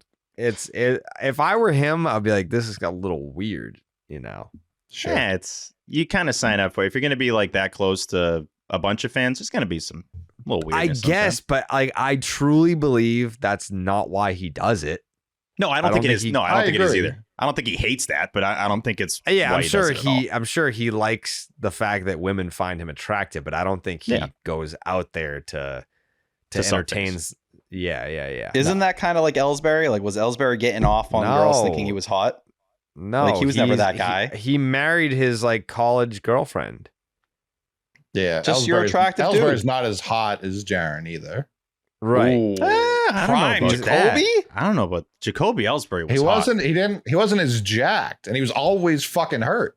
But see, Coley, this is what you don't understand. Girls do not like guys that are that jacked. Like it turns. But they also don't like portion of the people weak out. little feeble people who get hurt all the time. All right. That was mean. Well, they're home more. They can help with the family. I think Bearded Jacoby Ellsbury in 2013.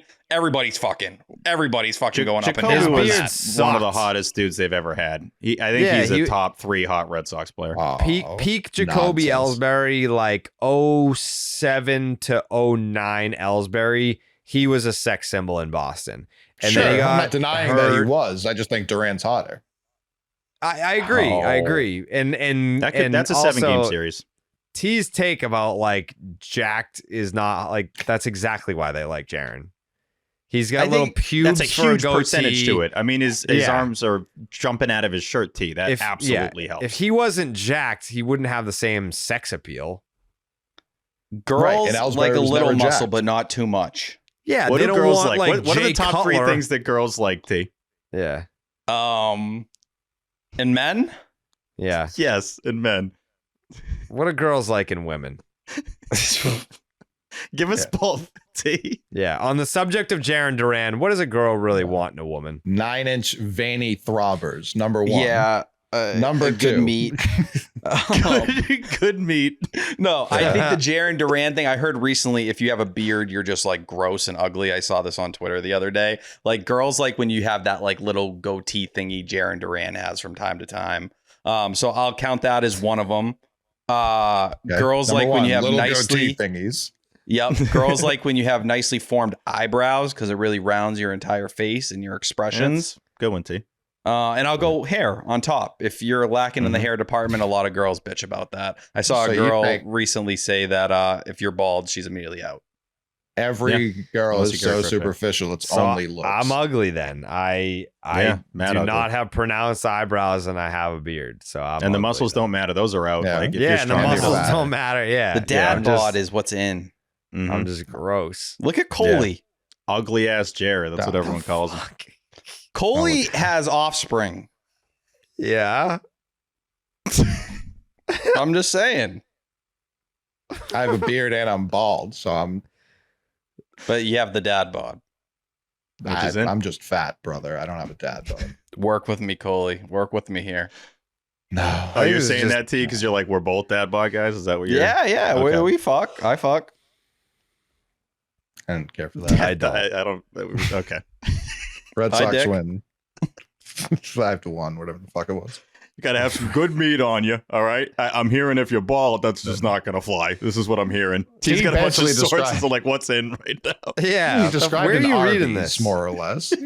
I just see like people on Twitter like talking like I think it's like just like they're breaking down like what they hate about men, and then I read it and I'm like, all right, what can I learn from this? These are just his replies. People are telling them what they don't like about him. You never just get those people that are having like these big general discussions on your For You page. No. No, I'm never on thank my God. For You page. Yeah. That might be part of the problem. No, T's Yeah, studying. for T's you. putting work in. My For You page is like people getting shot. Dude, it's, yeah.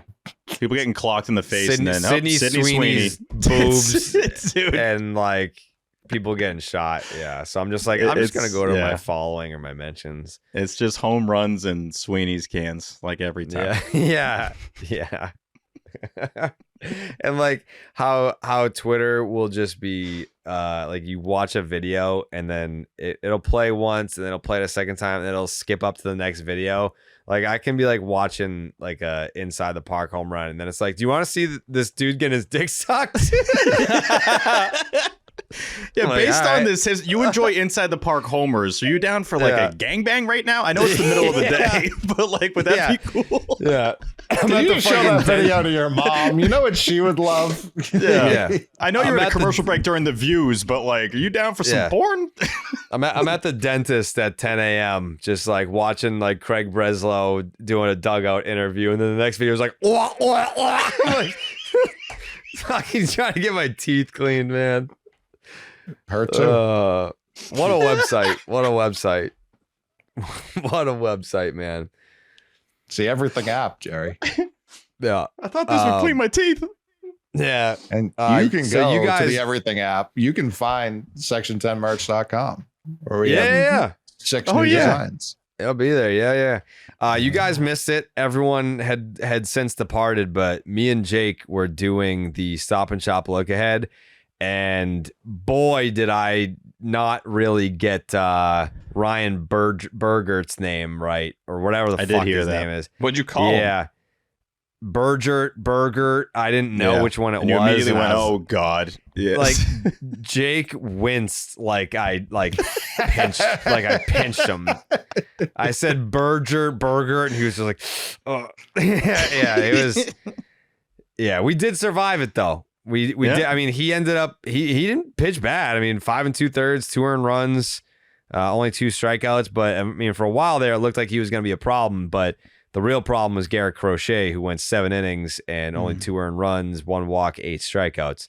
And I don't know, this feels like a topic for another day, maybe further down the line. But at what point do we start the Garrett Crochet Cy Young campaign? I know that like if it ended right now, I think Scooble probably wins, but it can't be by much. The separation cannot be by much. I feel like the discussion doesn't make much sense to me because like it keeps coming up as, all right, power rankings, Scooble's one, obviously. I'm like, is it obvious at this point? Like with what Garrett Crochet's done consistently, he goes out there and it's like a really bad start for Crochet's like 3 earned now. Like he actually never really does 3 earned. It's always like 0, 1, 2, or 5. That's basically the only option you have for him. But yeah, I don't know. It's not like I did like a deep dive on Scooble, but I look at their overall season numbers and they don't seem like that much different. I'm sure Scooble gets a little bit of an edge because of last year, but why is that the case? That shouldn't matter at all. Yeah. Right. And Crochet is what, 2/3 of the Triple Crown right now, and he's second in the other category. He's not leading. Like at the end of the day, as much as the advanced analytics do carry a lot of these awards, Triple Crown still cost Mike Trout an MVP because of Miguel Cabrera. Like Triple Crown still plays. Yeah, and I think that's the thing that stood out to me after the game. McCord being like, yeah, we're not skipping him like this again. He's essentially not going to get 10 days off like he did. And it was nice to see 10 days off. He didn't look that rusty. Came back, velocity was up, about half a tick. Fastball topped out at 98.9. That was up 1.1 miles per hour from his yearly average. But if they're only going to give him some breathers or an extra day here and there moving forward, that should allow him to hold that innings total because Scooble, they're going to ride him into the ground through the end of the year. They're not going to have him on the kind of monitored workload where the Red Sox get a decent lead on the wild card. They're probably going to ease up on Crochet a little bit to save him for the postseason. I think that's the biggest thing that could alter it because, yeah, right now it's awesome that like B-War has Scooble a full 1 WAR ahead of him, but the ERA, it's 0.6 better. And truthfully, when it comes to FIP and stuff like that, it doesn't mean a ton for me in a lot of this voting because it's a results thing to me. Like, at the end of the day, who's better at not giving up runs? Like, that's what it should be. FIP's supposed to be something used as a predictive stat, not a, it's like we had the Dice K conversation way back where it was like, yeah, he had a 3.7 that year, but it was a 4 FIP. It doesn't matter. He had a 3.7 that season when you look back on it. Yeah, doing the whole stat head compy-doos thing here, you're right. Like it's 1 WAR, one more WAR for Tarek Scooby. He went to WAR one more time. But yeah, you look at the other stats and it's like the ERA is basically identical, ERA plus identical, K is basically identical, K percentage identical, walk percentage pretty damn close. Like most of the stats you're looking at, it just doesn't line up with what the odds are. And that's what I don't understand. Like Garrett Crochet is still like plus 400 to win Cy Young.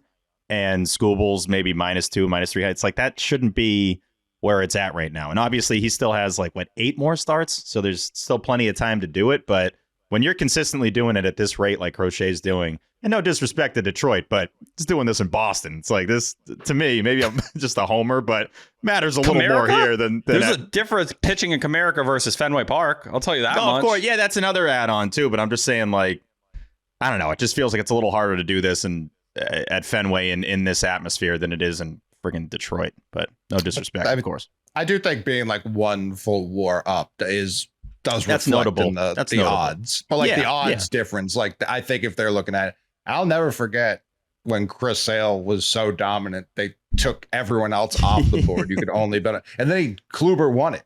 Like that's where it's like, I do think we should start the campaign now, Jerry, to answer your question, because there is a lot of time left. And even if they do reel in Crochet, I don't think it's going to be skipping starts as much as it's like, hey, you're just going five innings or 75 pitches today. Like you will be out there. Because I also think part of it, this is going to be his first playoffs, knock on wood, like ever. So I guess he was a reliever for them, but the White Sox in the playoffs don't matter. He should kind of learn how to empty the tank through 5.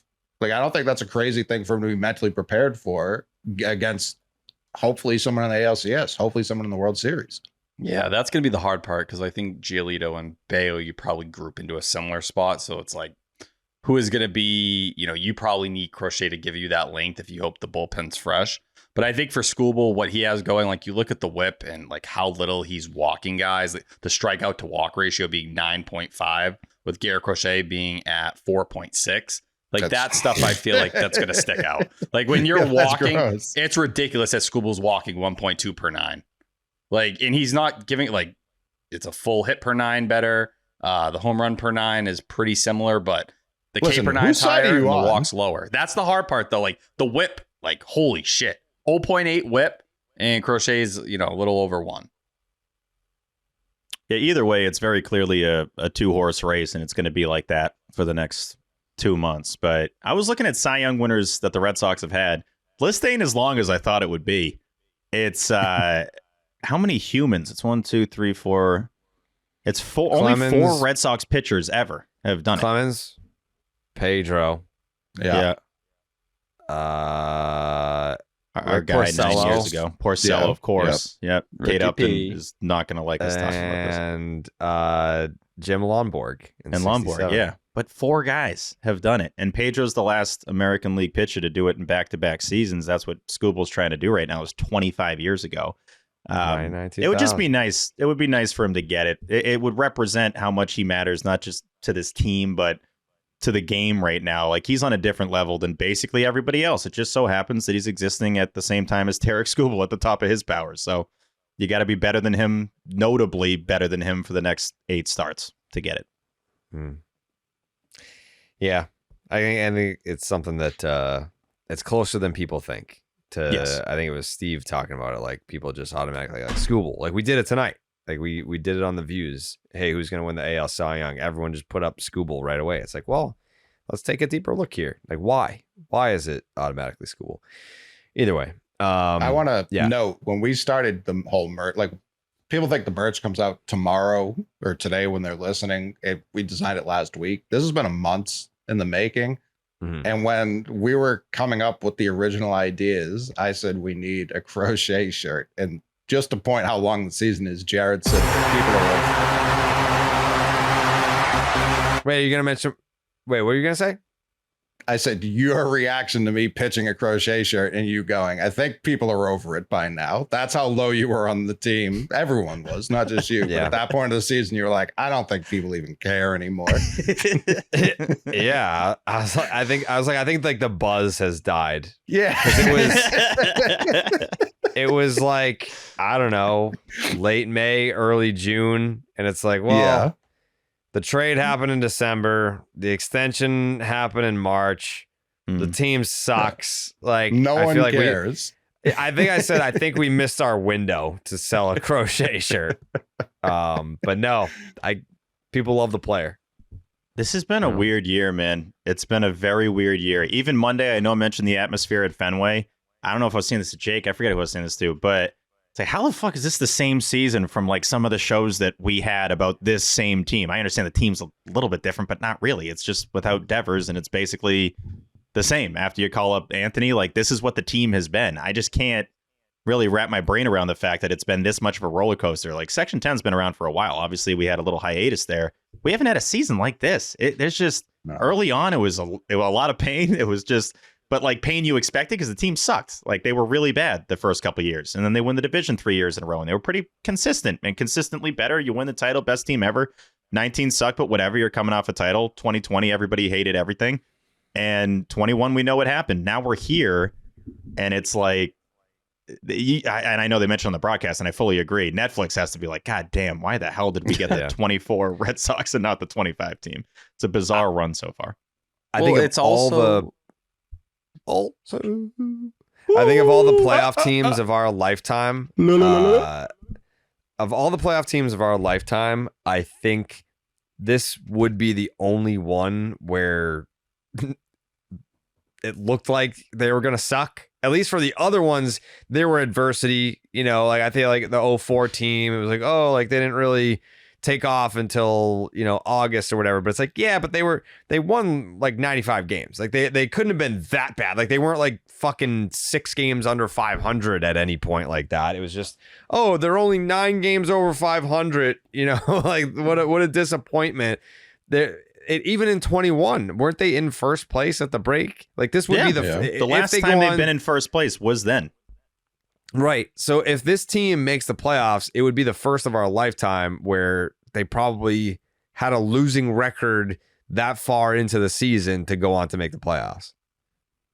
You just think back, they had a 5-game losing streak and a 6-game losing streak within a month of each other. They've also they've had 3 different 6-game winning streaks this year. They didn't do that once last year. Like, that is what this team has been. It's been a roller coaster. And I think that's why, like, the last week or so, it's really set in and almost been a little scary for people, like, to see you 12 games above 500 for the first time since 21. 13, it's like, we're not used to this. Like, you're just good. Like, it really has not been since the first half of 2021. You could feel that way. And I think that's why fans are just in this like awkward spot. They're like, I'm loving it. Life is great, but I also am scared it's not going to last, or like it feels like something is going to go wrong, or, you know, it's a weird place to be in. You're happy and baseball's fun, but we've been conditioned the last couple of years that the minute you feel that, get ready to get your teeth kicked in. But this team feels different. It feels different, and it just is different. I feel like you get to a certain point of the season, and it's like, yeah, this obviously is not the same thing that we've dealt with the last couple of years. Real quick, Stevie stats, Jerry. Real quick. Because we're on the topic. I was looking up, because September 1st matters a lot. I feel like you hit September, and you just feel like, okay, the weather starts changing a little bit, and you really, every single day, we're psychos. We look at the wild. I look at the wild card the second it's available. I know why they don't start the season with wild card standings blows my mind. I want to look at that a week into the season. But September 1st, there have now been 5 full MLB seasons since the Red Sox won it all in 2018. They've held a playoff spot on September 1st in only one of those 5 seasons, and it was barely in 2021. In 24, on September 1st, 4.5 games out of the last wild card spot. 23, 6.5 games out of the last wild card spot. 22, 7.5 games out of the last wild card spot. And in 21, they were clinging on to the last wild card spot, which was obviously a little different because it was a 2-team wild card game era, not 3-team. But still, 2019, 5 games out of the last wild card spot. So since they've won the World Series, and I don't even want to talk about 2020, since they've won the World Series, it's like all we've known is around this time, we're just trained to expect that these games won't matter. And you mentioned the Patriots earlier. We've just been trained to expect, like, all right, week 1, here we go. Like, everyone's just already flipping over to that. And the fact that we talk about the Red Sox as much as we do in these Septembers has made us feel kind of like, the fuck are we doing? All right, we're back. Okay, boom. Like, that's what it's been like now for all these Septembers. The fact that we're at this point and these games matter, I agree, T. It feels weird, but like, people should like let it happen. Like, let yourself be excited. Look at the first wild card where you are right now. Like, this is not the years where you were right on the bubble, or even 2021. You have better odds than you did on this day in 2021. Like, you're 5% better to make the playoffs. That feels insane. It is frustrating, and I get it because we got to bash the Rockies. I get it, and I know people in the replies like, "Oh, everybody plays." I understand. It just does suck that right now is when the Jays got the Rockies. I'm like, really? That had to happen right now? Because they should be like a game out right now instead of 4. It's their own doing. Like, I think back to the 1-run losses. I think back to like so many stupid games this year. I think back to not having Anthony on the roster all season. It's just like, these things, they could be in first place by like multiple games, and it's not that much of a stretch. Yeah.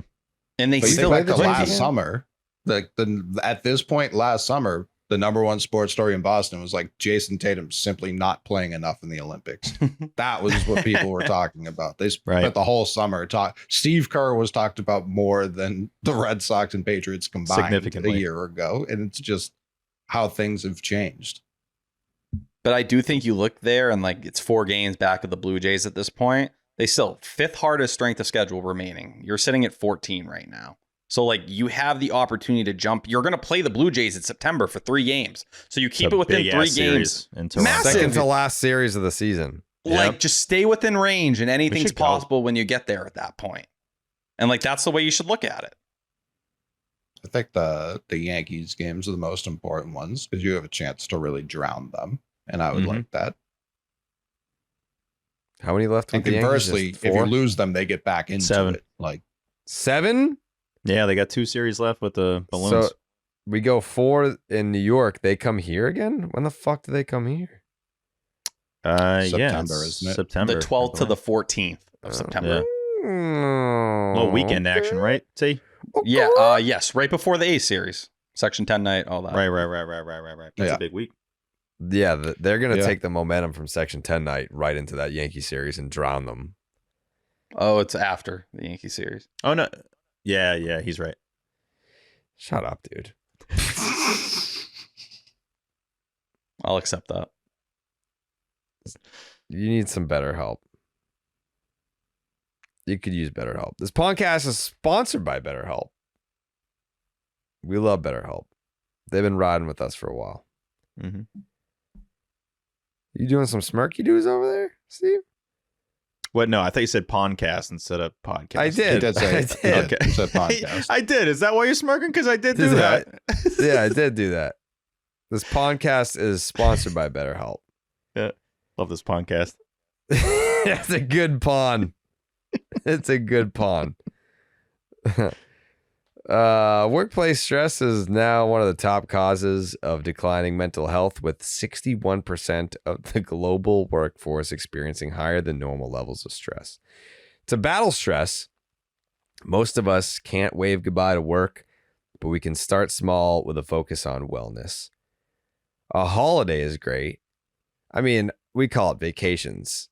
Is BetterHelp based in like the UK? Don't they call it a holiday over there? Nothing beats a Jet2 holiday. Holiday. I think we're finally coming out of that. Yeah. No, that's still red hot right now. It's every Love Island? single one. I don't know, dude. They were a at the holiday game. is great, but it isn't a long-term solution to stress. Don't forget that therapy can help you navigate whatever challenges the workday or any day might bring. With over 30,000 therapists, BetterHelp is the world's largest online therapy platform, having served over 5 million people globally, and it works. With an app store rating of 4.9 out of 5 based on over 1.7 million client reviews, it's convenient too. You can join a session with a therapist at the click of a button, helping you fit therapy into your busy life. Plus, you can switch therapists at any time. As the largest online therapy provider in the world, BetterHelp can provide access to mental health professionals with a diverse variety of expertise. Unwind from work with BetterHelp, and our listeners of Section 10 get 10% off their first month at BetterHelp.com/rocket. That's BetterHelp, HELP.com/rocket. Big shout out to Jerry. This is his 4th show of the day. You got to be on fumes, brother. 4th show of the day. And then I'm literally going to wake up and then roll into another show tomorrow morning. So it's basically like 5 shows in 24 hours. This guy talks a lot, huh? Mm-hmm. Yeah, a lot of yapping. Big Not a whole talky-doos. lot of shutting the fuck up, you know? No. Mm-hmm. No. Yeah, did BID this morning, Fallout Territory, The Views, and the 10. It was fun on the Territory though. Me and AJ Przinsky, we got a weird chemistry. I feel like I feel like he's a lot of people would say that about him. Yeah, I feel like he's definitely one of those like former players that doesn't like non-former players talking baseball, but I don't know. It's almost like a big brother, younger brother relationship where it's like, I'm going to nuggie the fuck out of you, but I do like you, but fuck you. Like, I feel like that I feel like that's the vibe that I get from him Like sometimes. he was in college when your parents had you. So like he bullies you, but he's also like 27. Yeah. But there is like a mutual. I don't even know what it is, but You're like, can I say respect? I don't know if that works here. I don't think he dislikes me. I don't think he likes me either. I can see scenarios where he asks you a question, you go, well, wrong. Nope, that's not it. That's incorrect. Yeah. And he probably just does that with anybody that's in, this position on that has a podcast. Yeah, definitely. Yeah. That's the best way to describe it. I don't think he likes me. I don't think he dislikes me either. Sure. But yeah, I love going on with those guys. Shout out to he respects your ball Territory. knowledge, or at least your connection to baseball. Yeah, that's probably it. Yeah, I think he's like, I respect what you've built, but you're still a fucking geek, and I'll kick your ass. Right. I think that's probably what. Yeah. If you brought up if you said you threw a no-hitter in high school around him, he may beat you up. Like he would swing. Yeah. He'd definitely swing on you. He looks like the school bully in like a 2000s movie. Like he looks like O'Doyle. With the backwards hat. He could be O'Doyle rules. Yeah. Sure. Yeah. Do you ever talk about 2014 with him? I usually like poke fun. I said like, I was with Red Sox legend Eric Hosmer, and it's a pleasure to be talking to Red Sox legend AJ Pierzynski. Steve, great job bringing up the Hosmer flyout. I did. That was because of you, T. Yeah, That was because of you. Made me happy. Yeah. That was funny. Yeah. And He I mean, remembered. He I know, remembered he too. remembered it. And shout out Yeah. to Bones. He puts the highlight in there. It's like that ball Shout was out almost Bags, dude. Shout him out, man. Go. gone. Yeah. That ball I think almost got out. Section 10 night is gonna be Bones' night to shine. Like he's gonna be just. Every night. Yeah. Come on. I mean, he shines every night, but he will shine brightest on that night. Yeah. I think Real what's quick- even crazier about the Section 10 community now is like, even what Nothing. the fuck are you gonna say? Keep talking about Bones. It's more important.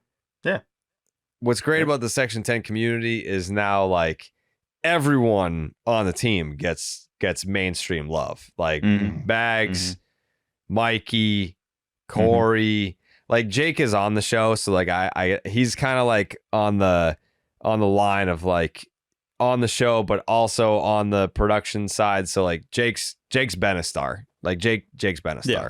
But This it's is cool to how see Jake- like He's a like millionaire. Jeremy Yeah. Bags.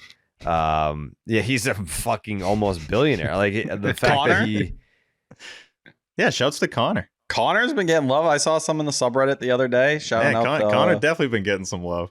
Whoa. He's fucking? You sucking face again? No, it's shout out Good to for Connor. you, Connor. My fucking guy. Connor BID Connor? Yes. BID Connor. Yep. Oh, I was Shout out like, to Connor. I had a panic moment. I was like, do we have someone that works for Section 10 that his name's Connor? Connor? You don't know Connor? I saw And, your like- face. Dude, and he does everyone- all our promos for Section 10. Like, like we got this dude Connor working for Section 10 and everyone loves him, but I don't know who he is. That's a ladies problem. love him. He's the hardest worker I've ever met. You're like, who the fuck is this guy? Yeah, I had a moment of panic there. I was like, oh, BID Connor. That's BID Connor. Yeah. Well, he does what? The Yeah. pitching matchups? Yeah. Yeah. Right? No, that's a completely different Connor. That is a different Connor. So we do have our own So Connor. there is another Connor. Yes, but like Yeah. I didn't know that people knew that Connor. I don't think anyone does. No, I thought it was the Connor I thought we there were was down one in What Connor Texas are we with. talking about? Okay, there. Jesus Christ. There's BID Connor, Yes. and then there's Stop and Shop Look Ahead Connor. There's two Connors. Gotcha. Yeah, Classic. And Stop and Shop Look Stop Ahead and Shop Connor. Yeah, you know, classic two yeah. boom Connor situation. the sports stead Connor, the Stop and Shop, get your discount Connor. We got all Stop these and guys. Shop Connor will be at Section 10 night. He will Okay. be. Yeah. Yeah. So I wish BID. I've only Connor met was him there. once. I've only met Me him too. once. We got lunch one time, and I can't remember exactly what his malfunction is, but he like only eats pizza, or he's never had pizza. It's something to do with He's pizza. like Lil Hope Yachty. it's the first one.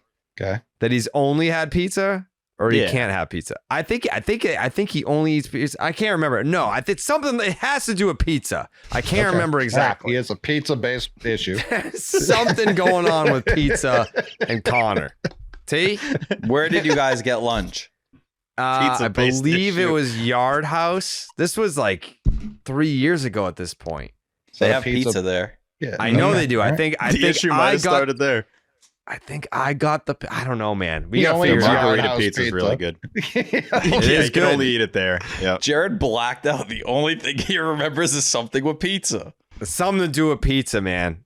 But Okay. Mhm. All right. yeah, Stop Yep. and Shout Shop out Connor Pizza will Connor. be at Section 10 night. He is different from BID Connor. Different Connor. There we go. Yeah. Baseball's dead Connor can eat anything. Mm-hmm. As Okay, far as I that's know. good. Yeah. Mm. I don't know that he has any dietary restrictions. Without looking at the opponents, do you fellas feel like they can go 26-20 over the next 46 remaining games? Yeah, Easily. I've also I looked at brought their the- opponents before this, but easily. I brought this up on the views as well. That's how they get to 90 wins, right? That's exactly how they get to 90 wins. Yeah. They'll Yeah. get to more than that. Yeah, that's what. So Oh. I put 95 down. I was like, Yeah. Coley said they were gonna be like 6 games over 500 to get to 90. I think they can do better than that. Hey, the kind of ball they're playing, they're making our preseason predictions look pretty damn good. I think someone's. What gonna was hit it. mine? I don't know the exact numbers, but they're in the 90s. Steve, like I need to know. they're in what the mine was. 90s. Well, I know what okay. yours was, Jared. What was it? 97. That's not. No. Mine's going to be tough because in mine, they didn't play 162 games. Right. You said Have that they faith, wouldn't goalie. need the extra one. That which may be true. That part may be true. Could be, for all I know. Shit, if I know. The only thing that I know really about all this is that I fucking love Ethos, Steve. Mm-hmm. Mm-hmm. Ethos is the absolute best. And you do a great job of spreading the word, Jared, about how great Ethos truly is. Well, I mean, I only recommend the best. Mm-hmm. And the best is Ethos. A lot of us know that we need life insurance to protect our family's financial future, if anything. Do you have life insurance, Steve? I feel like you should. Absolutely. What? That's like a T thing, right? That's a me thing? They're paying me to die. What? All right, they're doing that to all of us, brother. Anyway, one of the biggest concerns for putting it off might be that you think it's too expensive, Jared. But with Ethos, you can get affordable life insurance easily online. You love Ethos, right, Jerry? I've always loved Ethos. I've recommended Ethos to multiple family members, at least the ones that I care about. But yes, we're an Ethos family. The ones you don't care about, they don't need to know about it. Yeah, I The don't traditional care. life insurance process is complicated, but Ethos has made it fast and easy. Life insurance is more affordable than you think. With Ethos, you can get a free quote and customize a rate that fits your budget. You can get up to $3 million in coverage. Some policies as low as $2 a day, billed monthly. That's a beautiful thing. Lock in your rate today since premiums can go up as you age. Ethos makes it fast and easy to protect your family's future in minutes, not months. No medical exam required. You just answer a few health questions 100% online. Get a quote in as little as 10 minutes. You can get same-day coverage without ever leaving your house. Ethos is a trustworthy company that disrupts the traditional life insurance industry. 3 million families, Jared, have completed their applications and trusted Ethos to help find the right coverage. Protect your family with life insurance from Ethos. Get your free quote today at ethos.com/section10. That is ethos.com/section10. T, if you were to come up with a jingle or a company slogan for Ethos, what would it be? Uh-oh.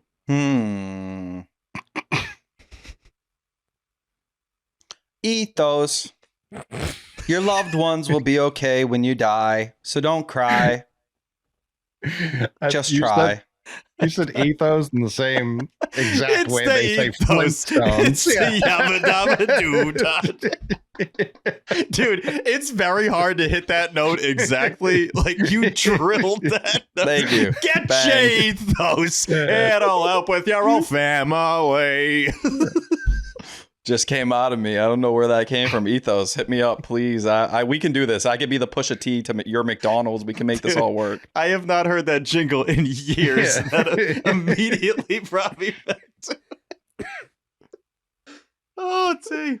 I initially thought the only thing you were going to say was just Ethos. It kind of worked. Like my brain filled in the rest. I think all you need is that. There's just no info. It's just, all right, that's us. They're just getting like 2-second commercials.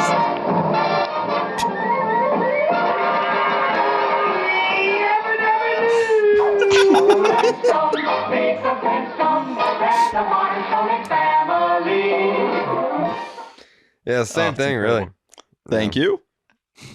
Get your Ethos. Ethos. It'll really save your family. It kind of works, honestly. Oof. I really hope there isn't a jingle already and it sounds exactly like that. Like the word for word, it's identically the same. It's crazy.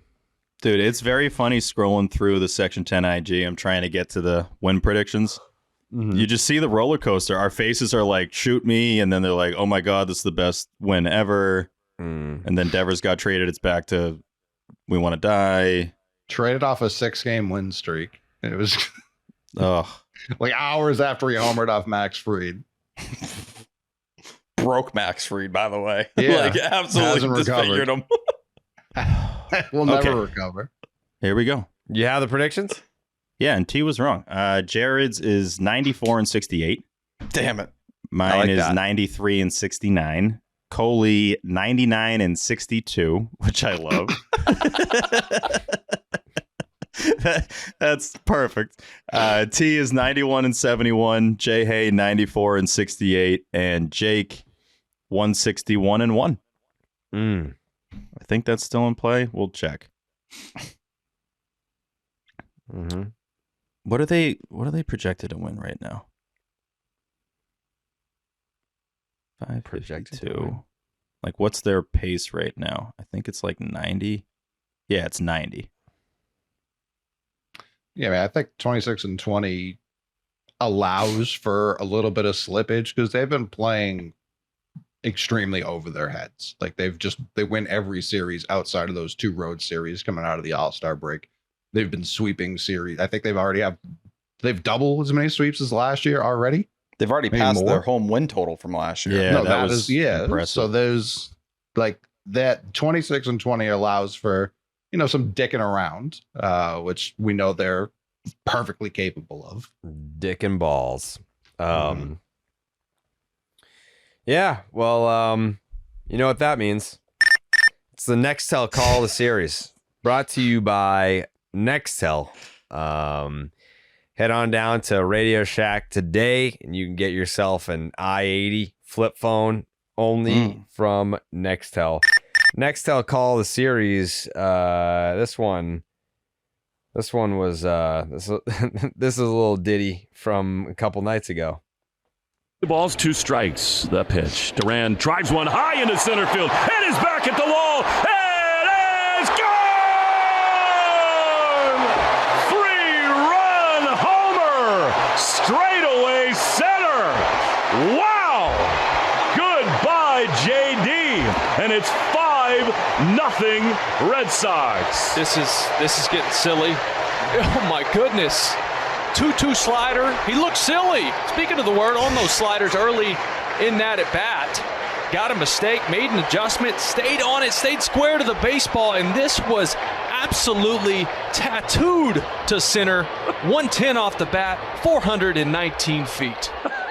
Goodness. He has not hit cheapies of late. That's Will and Will on the call. I think Will Fleming's laugh at the end makes the call what it is, and that's why it was the Nextel Call of the Series. Brought to you by Nextel.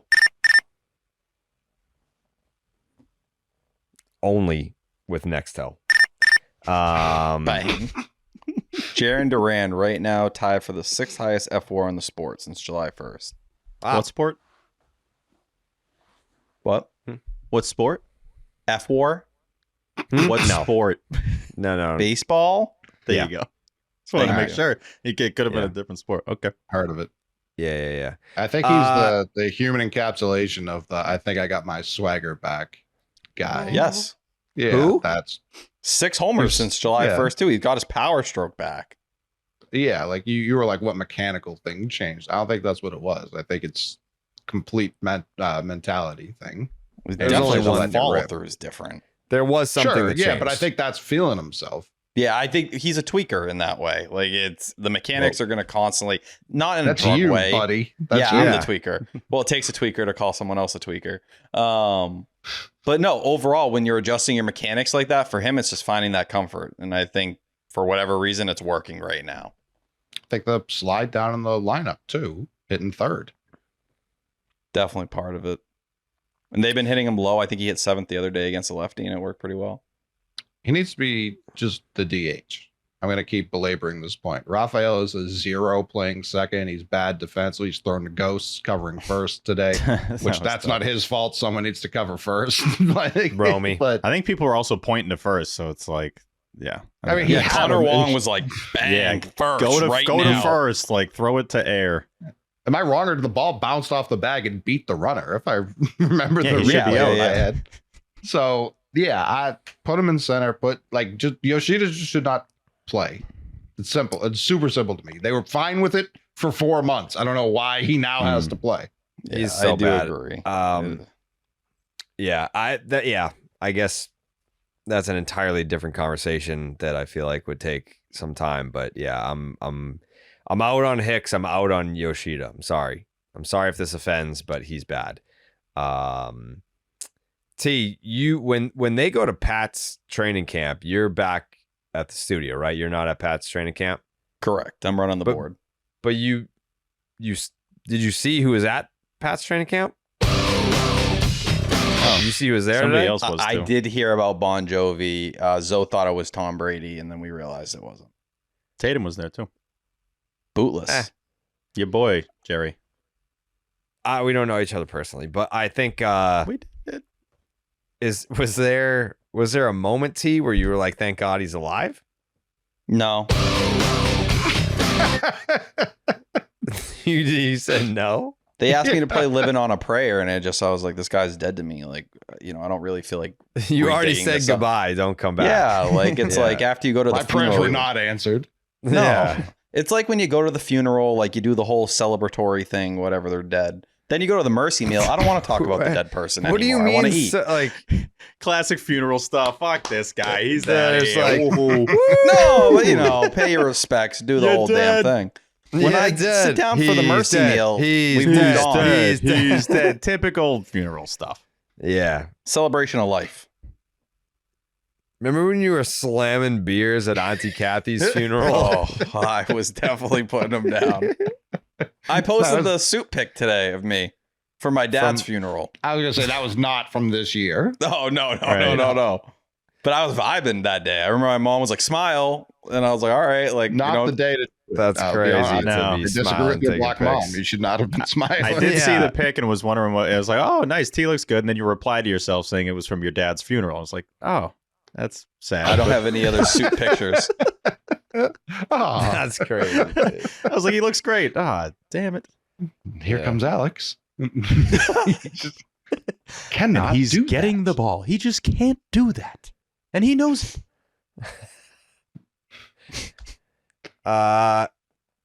Dustin May was bad. Yeah.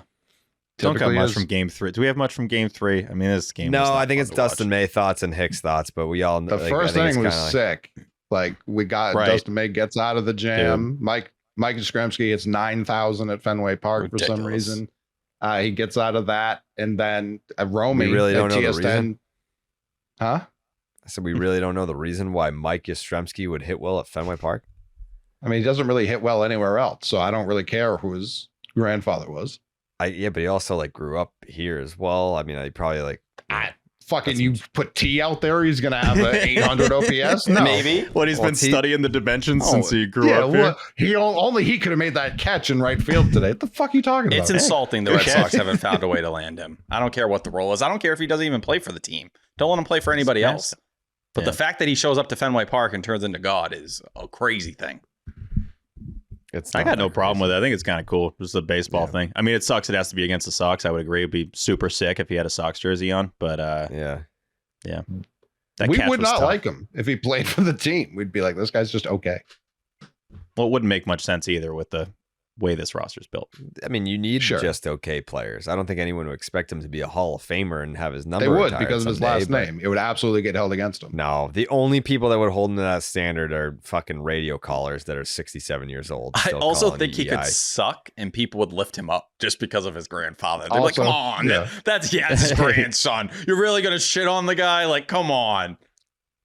There would be a mix. There would be like the defenders of the Yastrzemski name, and then there would be like, he's no Yaz to me. He's not my Yaz. He's your Yaz. Your generation's Yaz. He's not like my generation's Yaz. It would really depend. We'll see what happens with D'Angelo, Yeah. who a lot of But, people like, think was it's only both. drafted because of who he was. But David Ortiz fans, like our generation, were obviously much smarter than like the older generation of baseball fan that like still like uses batting average and nothing else. Listen, they're not wrong. Like, Carl Yastrzemski was much better than Mike Yastrzemski. No offense. No, that's a fact. that's true. That That's part's confirmed. true. Like, Yeah. they cooked, I fear, on this one. I want to see them talk. Like hearing that Carl Yastrzemski would show up for like 10 minutes when he was at Fenway and be like, I'm going to go see my grandson and then leave. Like, I want to hear what the conversation is. But does Carl even care to talk baseball with him, or is it more like an awkward grandpa grandson thing? I mean, I haven't asked because I'm afraid to know the answer. I feel like Like- it's not a good answer. No, like if I was just like, are you close with your grandfather? I don't know. I don't want to speak on their relationship, but it feels like he just shows up because the Red Sox are like, your grandson's here. Can we get you to come out? He's like,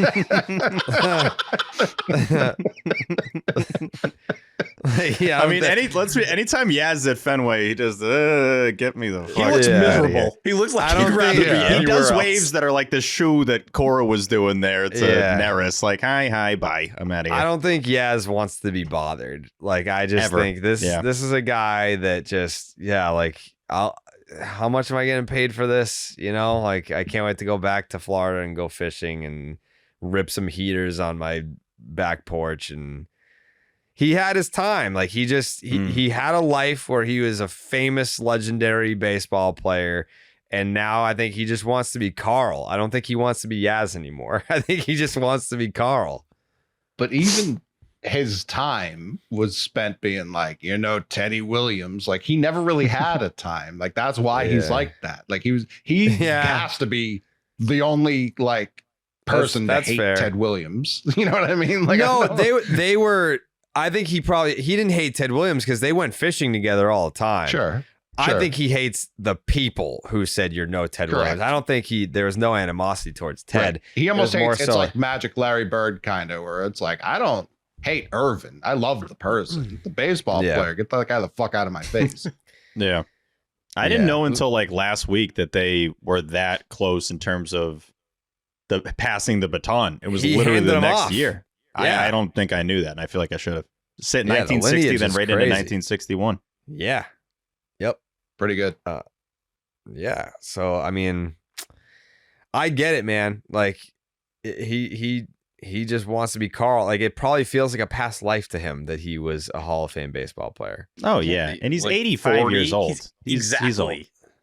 I don't think he went. That's a lot of walking. And then everyone's chanting and yelling. It's like, shut up. This is this is too loud. He's doing it Yeah. right. I respect him.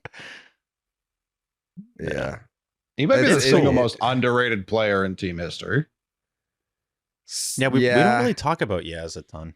at all. No, because it's like Ted's the GOAT. Ortiz had all the rings, and he's just passed over. Like we were not old enough to have seen him play. The And triple he's crown not- was the thing we always heard. That was it. It was 67, yeah, and it like I don't know. I mean, he's got like pretty much He's a- every counting He's an 18-time stat All-Star. That's fucking crazy. Right. Never gets thought. Like if we all did Red Sox Mount Rushmores, not a one of us would pick yes. Not a one of us. And I think we'd all be wrong. I would I don't know. strongly consider because how do you have every like I said, counting stat Red Sox record for offense? How do you Yeah. not like he has more hits than Ted, right? I think Has he's to. first in everything. Yeah, when I was looking Yeah, up games the played, Devers hits, yeah. pace, it was always like Yaz, Teddy, Poppy, like for everything. Yeah. Yeah, it'd be like Ted, David, Yaz, And Pedro. Pedro, Pedro. right? Yeah, as the Yeah. pitcher. Yeah, Pokey Reese like just Some misses people it. would say Clemens, though, right? Like there's a No. fair amount of people. No. No, Jared. I don't think many would say no. Clemens. Really? Not the way he left. Yeah, Am I over hyping? Yeah, what He's he was deserving here? of being on there, but people wouldn't say him. People wouldn't say Boggs, and Boggs would deserve to be in Yeah. that conversation too, but no one would say him. No. Me and Jared would consider Manny heavily. Yeah. Oh, same. I think that's just it's kind of open and shut case. It's Ted, it's Yaz, it's Poppy, it's Pedro. I mean, there was a guy before all of them had a big curse attached to him. He didn't do shit for this franchise besides sully its name, killing his wife. He was a known murderer. That part Confirmed murderer. And He did all win of his- multiple world rings with us, did he not? Am I making He that won up? 5, I think. Bum fucking He won loser. 5, but like, how do you say multiple? I don't know. Is that multiple? A handful. I don't know how guy- many he won. Who cares? He The sucks. guy they named the best pitcher trophy after also was here. He so fucking sucks, dude. I like. he has Most losses ever. Yes. I would contend, and this is where I wish Jay Hay was here. I think he has the single funniest baseball reference page in the history of all the reference pages. He Hockey. blows. He's through like 45,000 innings. Like, Like everything's just yellow. Most wins, most losses, most home runs, even though no one hit home runs back then. Dude, like, yeah. such a funny page. I'm not gonna lie. You saying yellow, I didn't even know that's what meant like the most ever. All Because time. you just don't see that. That just like doesn't Yeah. pop up on a ref. unless you're on Barry's page, but yeah, Cy Young was a Yeah. fucking bum, dude. So funny. Yeah. Two-time ERA 315 title. He pitched for losses. 75 years. He pitched 7,356 innings. Yeah. Okay. What was his career ERA, Steve? So good. Guess. It's so good. Oh wow. What do you think it is? 4.34 stuck out in my head. No, this dude was filthy. 263. Yeah. 2.63. Career 263. Never had an ERA that started with a 4. 749 complete games. Like what are we? 165 WAR is absurd. Most all time. Double Hall of Famer over here. He's closer to 166, T. Like he's What was Yeah, round up T. Guess how What's many the career batters WAR? he faced? 165.6. 165.6. Guess how many batters he faced? 20,000. Oh my God, that's absurd. What did you say? 20,000. Oh, I thought you said it. 29,565. Jeez. Yeah, he's a bum. 3.4K per 9, man, though. If he played in the old time baseball game, I would put one in the fucking trees. Big time. In And his even prime. 2 ERA with the Red Sox, 8 years. So there have only Christian. I just looked up Christian Campbell's. He was the 23,000th major league player ever. Cy Young faced more players than have played in Major League Baseball. Like, I don't know if like you're clocking what I'm saying. Like he faced 6,000 more hitters than there have been individual hitters in the history of baseball. Is there any like documentation from Yeah. hitters who have faced him to describe like what made him different from other guys? I was gonna Jake, say, book did a guy he that exist? faced Cy Young. I mean, Cy Young pitched long enough ago. Like, are we sure he existed? Are we What was his 100%? 1990. what year was his final season? 1911. Before the First World War. There's a chance he's not a real thing. He- Yeah, big yeah. Ottoman Empire hours during his last His season. first year was 1890. So, like, in come on. Cleveland. Like, not Yeah. like Was that the Spiders? I don't even know if they There's- had so many dude, different. That was the teams. Spiders. Yeah, the 1890 Spiders. We need to get a private investigator to dig up some dirt on Cy Young so we can rename that fucking trophy because he stinks. Telling you, he might not have ever existed. He has to He have won- some like great grandchildren or something that are still alive. He won 33 games in 1893. Didn't lead the league. I've also That's crazy. he was nicknamed the Cyclone. That's pretty cool. Pretty good nickname. They have Yeah, it's FIP, not- which I don't trust that at all. I don't trust the 1890. I'm trying to picture the 1892 version of T. It's just like, well, you gotta see, he's got a 4.3 ERA, but he's got a 2.5 FIP. And his Sierra, see? Yeah, Is there a Cy no Young world. baseball savant page I can pull up? Oh, You simply can't make this deal. You see, look at his FIP. That's one Career thing that 284. if I discovered the lamp from Aladdin, my first wish would be like, give me an at bat against Cy Young. Like, put me in my physical state right now in fucking 1898. Give me his best shit, and I guarantee you I rock his fucking world. they were like pissing on the baseball back then. Like the I was shit gonna you say. could do for like movement. Like who knew what they were putting on He had those a- balls? he had a knife in his belt and he will use it. Like you Like, were we're not. trimming the ball up here. The You've idea of never like seen pre-pitch, spin. he's just fucking peeing on it. Pissing on the mound. I call this the slippery wicket. And it's- Bet you didn't see this thing coming, sport. yeah. They all piss balls. Did Jared, I feel like you would know the 1890 rules. Was this still the era where the batter told the pitcher where to throw it? Correct. Yeah. So this was when like walks counted as hits. This was when Into that. Yeah, the walks counted as hits, and like hitters requested where the pitch would be located. Put it right here, see? And imagine just getting diced up when you're just like, put it right down the fucking middle. It's like, yeah, no movement on it. They didn't know what the fuck that way. They were scuffing the baseball with their belt buckles and pissing on the balls. Dustin May would start sobbing if they told him to throw the ball where he needed it. Yeah, no chance. Yeah. Like, I can't do it. Jordan Hicks, like, you think I can put it right there? Like, No. Good luck. Jordan Hicks going out there pumping 103. They'd be like, get him out. Get him out of here. What is This guy what is is this not playing by the demonry? rules. They'd kill him before he left the field. Yeah. They would. They'd have to. Yeah, they would have no choice. Old time They used- baseball is the funniest thing this country's ever done. Far and away. They used to They like just leave made their shit up gloves as on they the went field. along. Like, Yeah. it looks like a home run. Touch all the bags. Did they even have fences? I don't think so. It was fans. They were just there. No, yeah, there were people. Yeah. Yeah, the wall was just humans. Like when they did put fences, it was like the Polo Grounds, and they, I believe, only put up walls there to 600 keep feet away. people out. Yeah. What were They're they? like, we gotta Hit get the- something hit the in ball the into way. the crowd. Play it as it lies. See, come in here, pick up the ball. Everything has you see on the table. Yeah. Gotta throw a piss ball, you see? It was essentially banana ball. Bet you can't hit my whippersnapper piss ball. See, try your best. I call this here the motherfucking.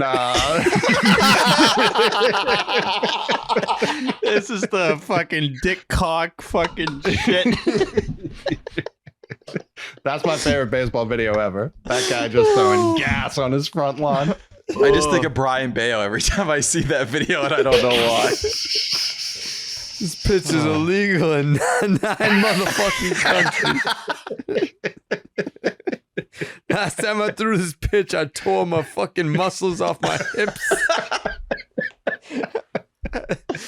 Took me 2 years to recover the last time I threw this motherfucking pitch. If Bailey doesn't work out, that's my nominee for next pitching coach. I call this pitch the moose knuckle mango salsa. You can't throw this pitch. 483 to center. Where? Check out the latest episode. 279 to left. Yeah. Basically, what they got here. Check out the next episode of 650 to center. Yeah, presented by Horse and Carriage. You see? Yeah. Yeah, the Ford Dateline, Model Boston, T. Massachusetts. 279 to left. T's favorite pod. 270 that. I'll be on next week. Yeah. Yep. His first year in Boston, he went 33-10 with a 1.62 ERA. 12.4 WAR. He was 34. He was basically, dude, that's dead at that age. Like 34 back in those years, please. He Yeah, he had pitched for another 38 decade. complete games in 1901. If you were 34 and you got the sniffles, you were probably not going to make it. Oh, no, Oh. no. Red Sox A lose league 7-3. leading 158 strikeouts in 371 innings. You know how bad you have to be to pitch that many innings and strike out that many batters? It led the league, Jared. I don't know if you heard. The complete game thing is what blows me away. The complete game leader right now is Nick Lodolo with 2. Cy Young had like 2 a week. 35 a season. He had 2 like a game somehow. Yeah, his 162 average was 29.6. He's averaging 30 complete games a year. He played for 22 years. That's the fakest stat of any stat I've ever seen in my entire life. He's averaging 30 complete games a year, and it's like now that's pretty much a full season if you make 32 starts. In 1910, he didn't give up a single homer. Not one the entire year. They didn't have fences. God, every other year he gave up one. Like, They found a way. If you're Cy Young, do you understand people questioning your legacy if you're able to watch baseball today? Like, cause I want to know how fast he was throwing. Legitimately, it had to be like high 60s, low 70s. Max. If you're throwing complete games, 10 complete games in a 2-week span, you can't be throwing very hard. It's estimated that he threw in the low 90s. There's no fucking chance. That's the Google AI or something. There's It no, is. I did no ask that. chance. There's no way. We Was estimated it was like 99, 100. Like, come on, man. Yeah, Cy there's Young. no way. He pitched It's in like the when they did- 1800s. There was probably an You- arc on his pitches. The description: the greatest pitcher of the last years of the 19th century, a durable, barrel-chested figure with the best fastball of his era. Yeah, it was Here Comes the Piss Ball, and it just. I wouldn't be shocked if it was low 80s because the ball was heavier too. So like it's not very feasible that anyone was throwing at 90. There's no way. Like it's not that I don't think that they weren't physically capable of throwing that hard. It's that I don't think they're physically capable of throwing that hard and throwing 400 innings. But they Yeah, it's also the smoke durability. cigarettes, which athletes just don't do anymore. It's true. You'd be surprised. No, I know some do, but not, and they're not 1901 cigarettes. That was real smoking. Mm. Yeah, no filters. Like imagine if Duran spent his entire offseason at like the heavy steel factory, he'd be even more jacked. Oh, the Yeah. amount of TikToks that would come from that. Oh yeah. Oof. Didn't they say Christy Mathewson threw like 100? One I of those just other, read that. It was in a Is that- blog. yeah, like that Really? was the guy I think of when they say like early 1900s. What about Walter fastballs. Johnson? Maybe he was who I was thinking of. Yeah, well, it's Walter Johnson that threw gas. Hey, Supposedly. Mathewson was no bum. Yeah, Bob Feller, another guy, was like, But oh, that was he's like the 40s, wasn't it? yeah. That's Like, a he's country son. sizable gap. I think he made it to the big leagues as a teenager, I believe you're right. or close to either he was 19 or 20. Bob Feller. 19. Okay, there you go. Oh, I thought you were talking Walter Johnson. Jesus. Sorry. Nolan Ryan Hey, threw 108 Mathewson miles an was hour. 19. Oh my God. Yeah, he was 17. Oh, there you go. Fuck. Bob It's not Feller illegal. was 17 in 1936. 17 and what the fuck? Yeah. Through 5 complete games. Well, that's 17-year-old like in the big 30. leagues.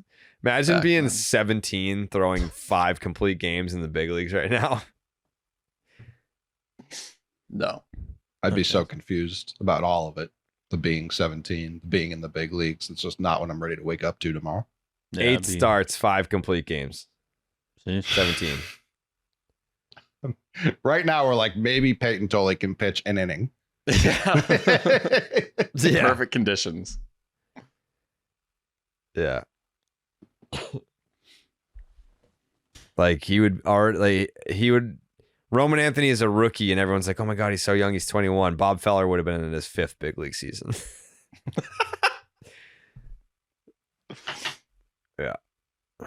Yeah, yeah. Quick Dustin May thought. Real Not Bad. Okay. destined to be a reliever on this team. Yes. Dustin to be a reliever. Yeah, he Free Cooper Criswell. he gets a little too excited with like normal strikeouts. It's like, dude, it's the second inning. Let's just calm down a little bit. He You've doesn't even thrown make it 60 through- pitches. Yeah, that's the thing. Not even making it through 4, and he's like flipping out like he just threw 8 shutout. Like, let's calm down here. They did make some big arsenal changes. He threw the cutter 30% of the time, four-seamer 29%, sweeper 26%, and the sinker 15%. To go from throwing the cutter 7% this year before the start to it being your most used pitch is a pretty drastic change. But yeah, I think you got the full Dustin May package in this start. Like the stuff declined in the third and fourth inning, couldn't put guys away. That led to a lot of hits, and he'd get guys down 0-2, and it was just like all of a sudden it's a full count. How did we get back here? It's like the least efficient pitching you've ever seen. The stuff it excites you. Like you throw a ball that hits Vinny Pasquantino, and he strikes out on it, but he also hit two other guys. It's erratic. I don't know. But the Red Sox, and he said it after the game when like kind of talking about the cutter, they view it as a weapon pitch for him. So that seems to be the big thing they're going to be incorporating. But it got smashed in LA. It was a 520 batting average, 840 slug. What's the batting average? 520. That's his It's weapon pitch. That's the weapon pitch. That's what he said. We really think it's going to be good. We're going to get it under 500, and that's really going to be the pitch that drives him. Cutter was pretty good tonight. 520. It didn't look that bad. Yeah, so I've got this weapon pitch, and opponents hit better off me when I throw it than Barry Bonds' best season. But it's a weapon, dude. It's a fucking weapon. Yeah, they got like a 3,000 OPS against this, but trust me, we're going to get it sub 2K, and this is going to be great. Yeah. T, when you said 520, I could have sworn I heard that wrong. I'm sorry. Keep throwing that thing. And you got a little lucky in the fourth when Adam Frazier just decided to take off for second base, like for no He got reason. lucky in the first. Like it was, the only quote I saw, he was like, "Well, I started hot." No, you didn't. You the first batter of the game got on immediately. You were not doing hot. He might sneaky be, and obviously I need to see more to have any idea. But he looked more comfortable pitching out of the stretch. I wonder if they make that kind of Bello adjustment with him. Like you're just always, because he's so lanky. Like you want to minimize as much movement with him as possible. It's just the misses. Some of them were so bad, and I know he hadn't pitched the in about 10 repeatability. days. He's got no repeatability. Yeah, he's a bullpen guy. I want Cooper Criswell back in the rotation. Cool. I know it's only one start, but it's like it's not one start. This is who he is. It's crazy. He averages like 77 pitches per start or something shit like that. Yeah. It's crazy how much one Hunter Dobbins or Connor Crawford like would be a reservoir in the middle of the desert for me right now, and I would just lap that up. Why not Cooper Criswell?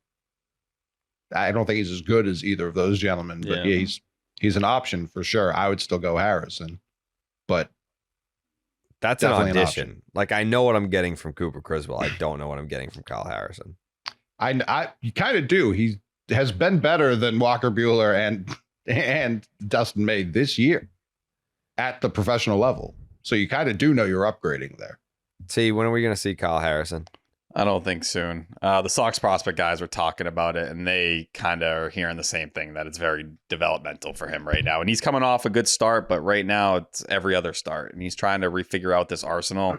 They want him to be somewhat consistent, at least in terms of handling AAA before they throw him into the big league rotation in a playoff race, and hope he does it.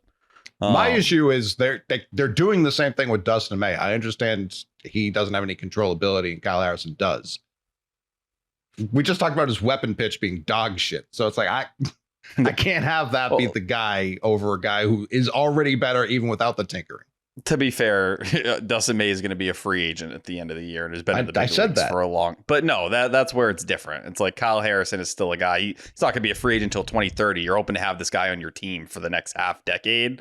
Like if you fuck him up and you throw him into a spot where he gets his head beat in because he's trying new pitches and he's trying to get everything to work, then all of a sudden it's like, what the hell did you even get for Rafael Devers? Because Tibbs is gone. Hicks is useless. Jose Bello, nice lottery ticket. He's in the lower minors.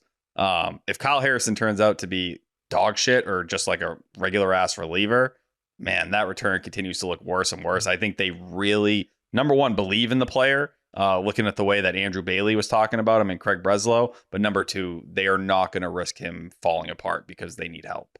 I think they'd go to Criswell again right now if they had to. And they should. All right. Shall we? We shall. It's almost 2 a.m.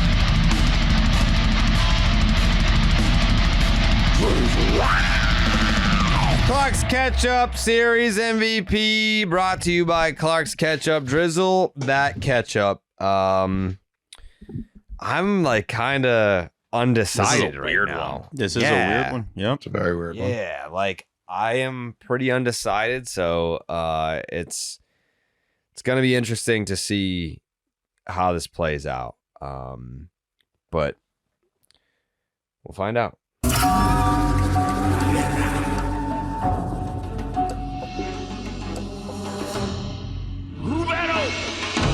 First vote for Clark's Ketchup Series MVP. I would love to hear from Stevie Stats, because maybe you can sway me one way or the other here.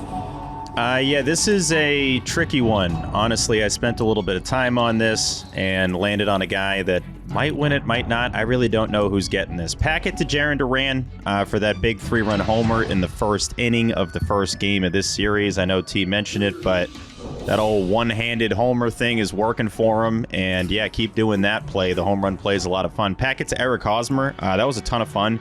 Game one with Haas was awesome. Really chill dude. We'll be doing more stuff with him coming up here. Excited about that. Pack it to Craig Breslow for getting the Roman Anthony deal done. You got to tip your cap there. That is something we've been waiting on, something we did not expect, something I can't believe we got no heads up of. So credit to keeping that in-house, too. That is stunning that nobody knew that was coming. Pack it to Brian Bello for another gem. He's been just incredible. You look at any of the stats, he's been a dude that you can rely on. And that's a big reason why we haven't talked about Cutter Crawford and some of these other guys, even though Cutter deserves some love, and I feel bad that he's not in this rotation. But my series MVP, this guy is an absolute pig. It's super refreshing to have a real ace. I love it. It's been a while since this has been the case. T had mentioned it earlier, but it sounds like they're not going to skip his starts anymore, and I love that as a selfish fan. He's got a 1.91 ERA since the start of July. Always knows when to yell. Unlike Dustin May, he knows the right time to yell when he lets it all out at the end of the start, knowing he's not going to be out there for the next inning. My Clark's Ketchup Series MVP is Garrett Crochet. Wow. Okay. I know who I'm going to vote for. I'm decided. Do you mind if I go next? Go. Talk Okay. to me. I know who the panel voted for. I can't recall if I even saw his name, maybe, but I'm still gonna do it anyway. Wilyer Abreu had 2 hits in the first game and an RBI, 2 hits in the second game and 2 RBI, and that throw on Monday, like that inning was unraveling real quick. Like if that run scores and the inning continues, I don't know if the Red Sox go on to win that game. And if they don't win that game, then they don't win the series. So for me, it's talking myself through it. I think Wilyer Abreu makes the most sense. So I'm going to vote for Wilyer Abreu, Clark's Ketchup Series MVP. T, who you got? Yeah, I'm rolling with you. I was kind of deciding between Abreu and Duran, and you can talk Duran. He had the 3-run homer in the first game, the RBI double, nice play in left field as well in that very first game.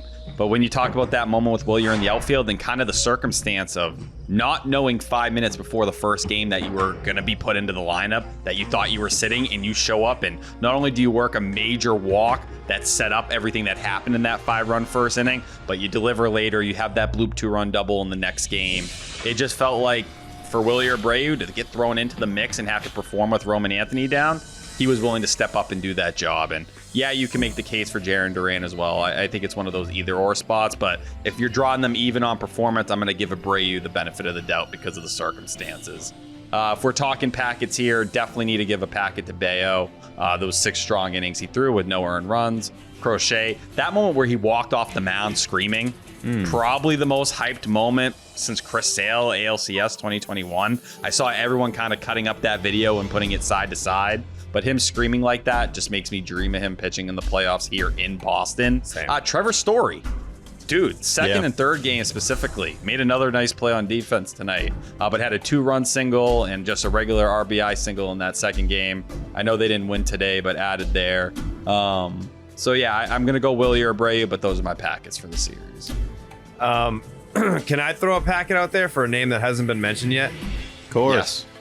Yes. A packet to Romy Gonzalez. He had 2 hits in all 3 games.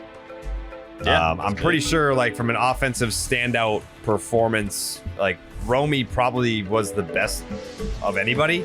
But for me, I think the throw is the deciding factor, which is why I went Willier. The McMahon. I think Willier's a good take. I think when you win 2 out of 3, the starting pitchers do get a lot of shine. And I think Bello starting the series, someone I'm heavily considering voting for. Crochet, obviously a good pick as well, because he's Garrett Crochet. You kind of stole my thunder. I am going to go Romy Gonzalez. I think he set the tone immediately. Him being at the top of the lineup when a lefty's on the hill, you've already lost, you understand. Once you see Romy, the real Roman, dig into the box, you're cooked. Like, it's over. It's never been more over. It's a reverse Chalamet is what it is. So that's where I'm going Romy Gonzalez. I don't know why. He's kind of also like the chaperone for the boys when they go out and their little adventures around the town. He's there. Like, he's the actual big brother that Jared wishes he had with AJ Przinsky.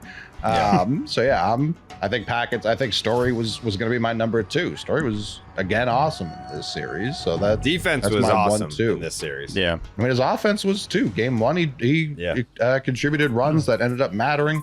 Game 2 contributes runs that end up mattering. Like, I think Story's got a great shot to keep extending that catch-up lead he has. Guy's an addict at this point, but I am going Roman Gonzalez. Okay, I don't hate the pick at all. Speaking of the TS10 2-run knock and the connection to Willier,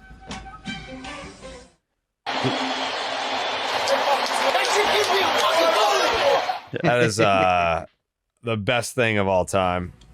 I'm assuming that's Tech saying that shit gave me a fucking boner after Willier comes back in the dugout. You saw Catherine's tweet, right? Yeah, she was like, I'm not offended by that. Yeah, that's how I had no idea it was Tech before that. I just found out right now. Yeah, you're telling me now for the first time. Romy Gonzalez, top 4 in OPS against lefties this season. Yeah. All right, so that's 2 votes Willier, 1 vote Crochet, 1 vote Romy. Jake, who you got for ketchup? I think Jarren Duran had the biggest impact offensively just because of the timing of his hits. The 3-run homer in game 1 was basically a walk-off homer until Alcala got in the mix. Packet to Alcala for getting DFA'd too. And then, yeah, he drove in the first run of game 2, so I'm going Jarren Duran. Wow. Okay, quite the spread. It feels like a series that deserves this because I had no idea where this was going. Yeah. All right. 2 votes Willier, 1 vote Crochet, 1 vote Romy, 1 vote Duran. All right, now we go to Hogdale, who said that he is coming to Section 10 night. He lives like somewhere way the fuck out Iowa. in the middle. Yeah, he's is he a corn boy like Trent? I mean, come on. Yeah. Obviously, yeah. Yeah, obviously. Yeah. All right. What's up, fellas? Have you seen Trent We're and back, Hogdale? Twizzlin' yet again. Yeah, Iowa. Winning streak is over. Ends at 7 games, but can't win them all. I'm still liking how the fellas are playing. We take 2-3 against the Kansas City Royals. And in terms of catch-up voting, kind of straightforward. I kind of honestly almost a little dull in terms of like who to give it to because just kind of similar characters here. Ketchup packet real quick to Jarren Duran. Obviously had a home run in this series. Has really found a power stroke over the last couple weeks. Has been on fire basically since the beginning of July. Deserves credit as always. Ketchup packet as well to a character who I've had a lot of scrutiny towards, but I think deserves massive credit. Craig Breslow. To get Roman Anthony to sign a contract that pays him the superstar baseball equivalent of like $8.50 an hour. Bravo. Fucking bravo. Major step of goodwill towards me forgiving him for the Raffy trade and also fucking up the deadline. So big packet to Craig Breslow. But for me, my Car SketchUp Series MVP vote goes to the guy who he's just been racking these fucking things up over and over again. It's going to TS10, Trevor Story. I mean, just consistent. He's consistently clutch. Even in game 3 in a game where it was out of hand, he was still doing his part to try to bring the Sox back in the game. Had a massive hit in game 2 as well. So, for his consistency over the 3 games and his clutch nature, give him my vote to Trevor Story. Boys, you have yourselves a great night. Wow. Hogdale going Story here. I think this, whoever wins Ketchup might only need 3 votes to lock it in. Right now, it's Willier with 2 votes, Garrett Crochet, Romy, Duran, and Story. I think this is easily the biggest spread of the season. So to the panel, we resume. Tom Karen says, yeah, it's not easy. I'm going Romy. Still tremendously locked in. So now Romy joins Willier with 2 votes. We go to OB. And he was talking Sox in this series. And he's going to join one of the groups of 2. He's going Willier. Willier 3, Romy 2, Crochet, Duran, Story. Next up, Will Middlebrooks. And he says, hate the way it feels after an ugly loss. I don't know, ... Story, ? I think he was 5 for 11 with 4 RBI. And then he says, but Romy was 6 for 12. Ooh. And then he said, just give me Story. Okay. So that is 2 votes Story, 2 votes Romy, 3 votes Willier, 1 vote Crochet, 1 vote Duran. Jamai.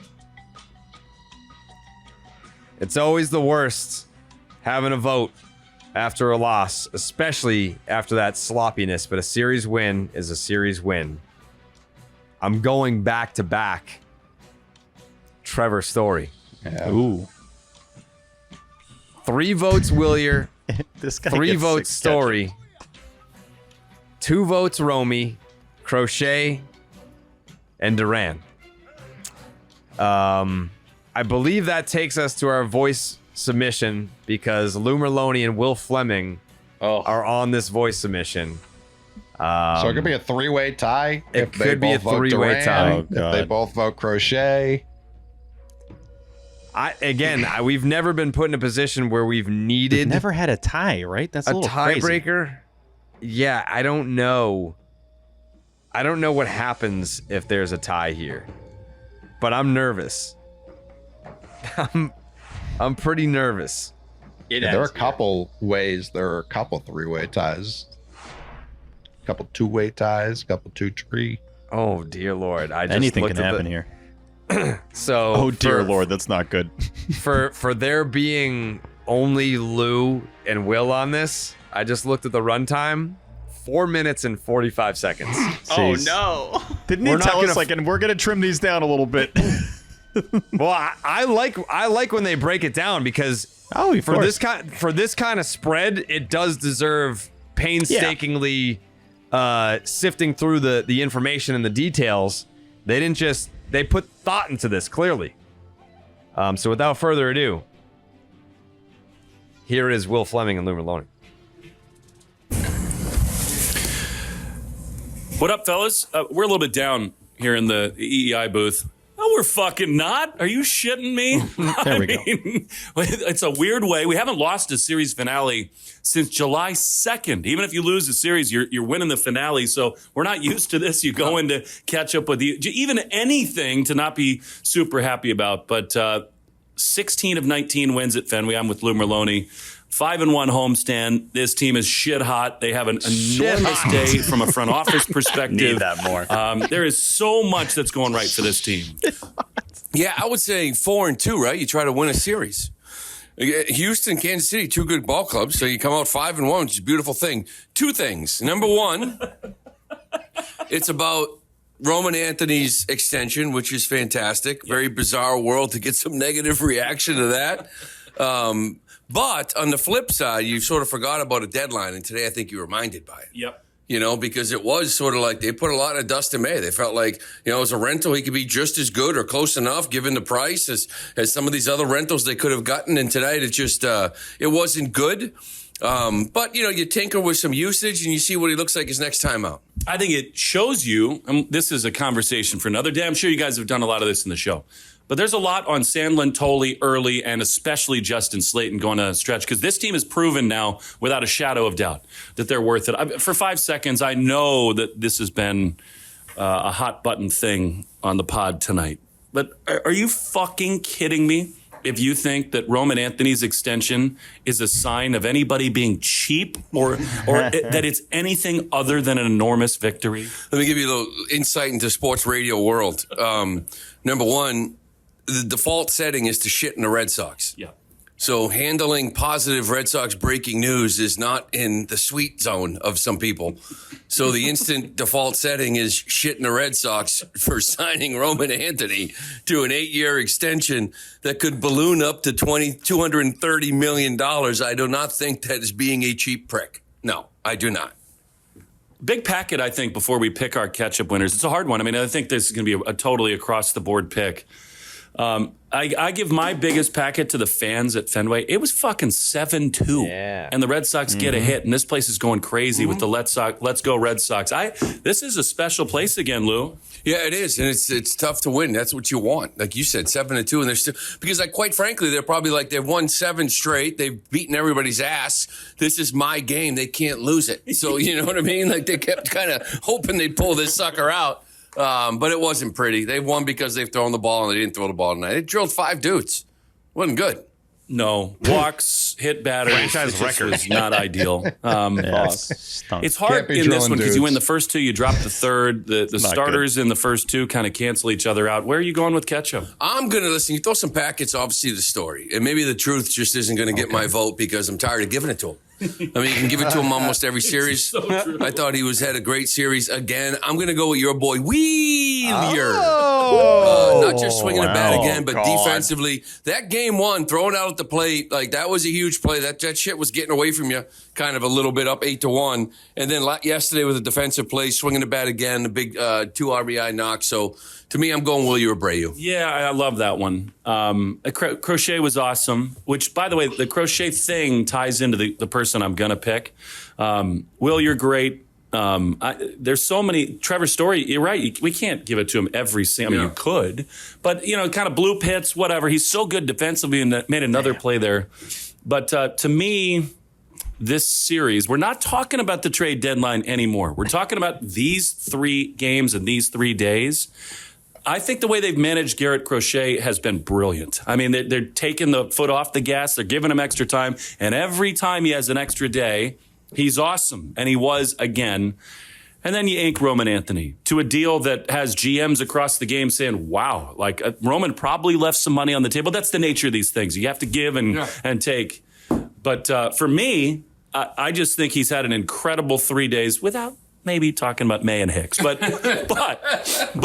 because of all that stuff, Crochet's a huge hit. Chapman He's gonna go has to Breslow. come on. He was awesome. going It's been a great Brez, run. yeah. These 3 days, to me, make the Clark's Ketchup Series MVP, Craig motherfucking Breslow. Yeah, I knew he was going Breslow there.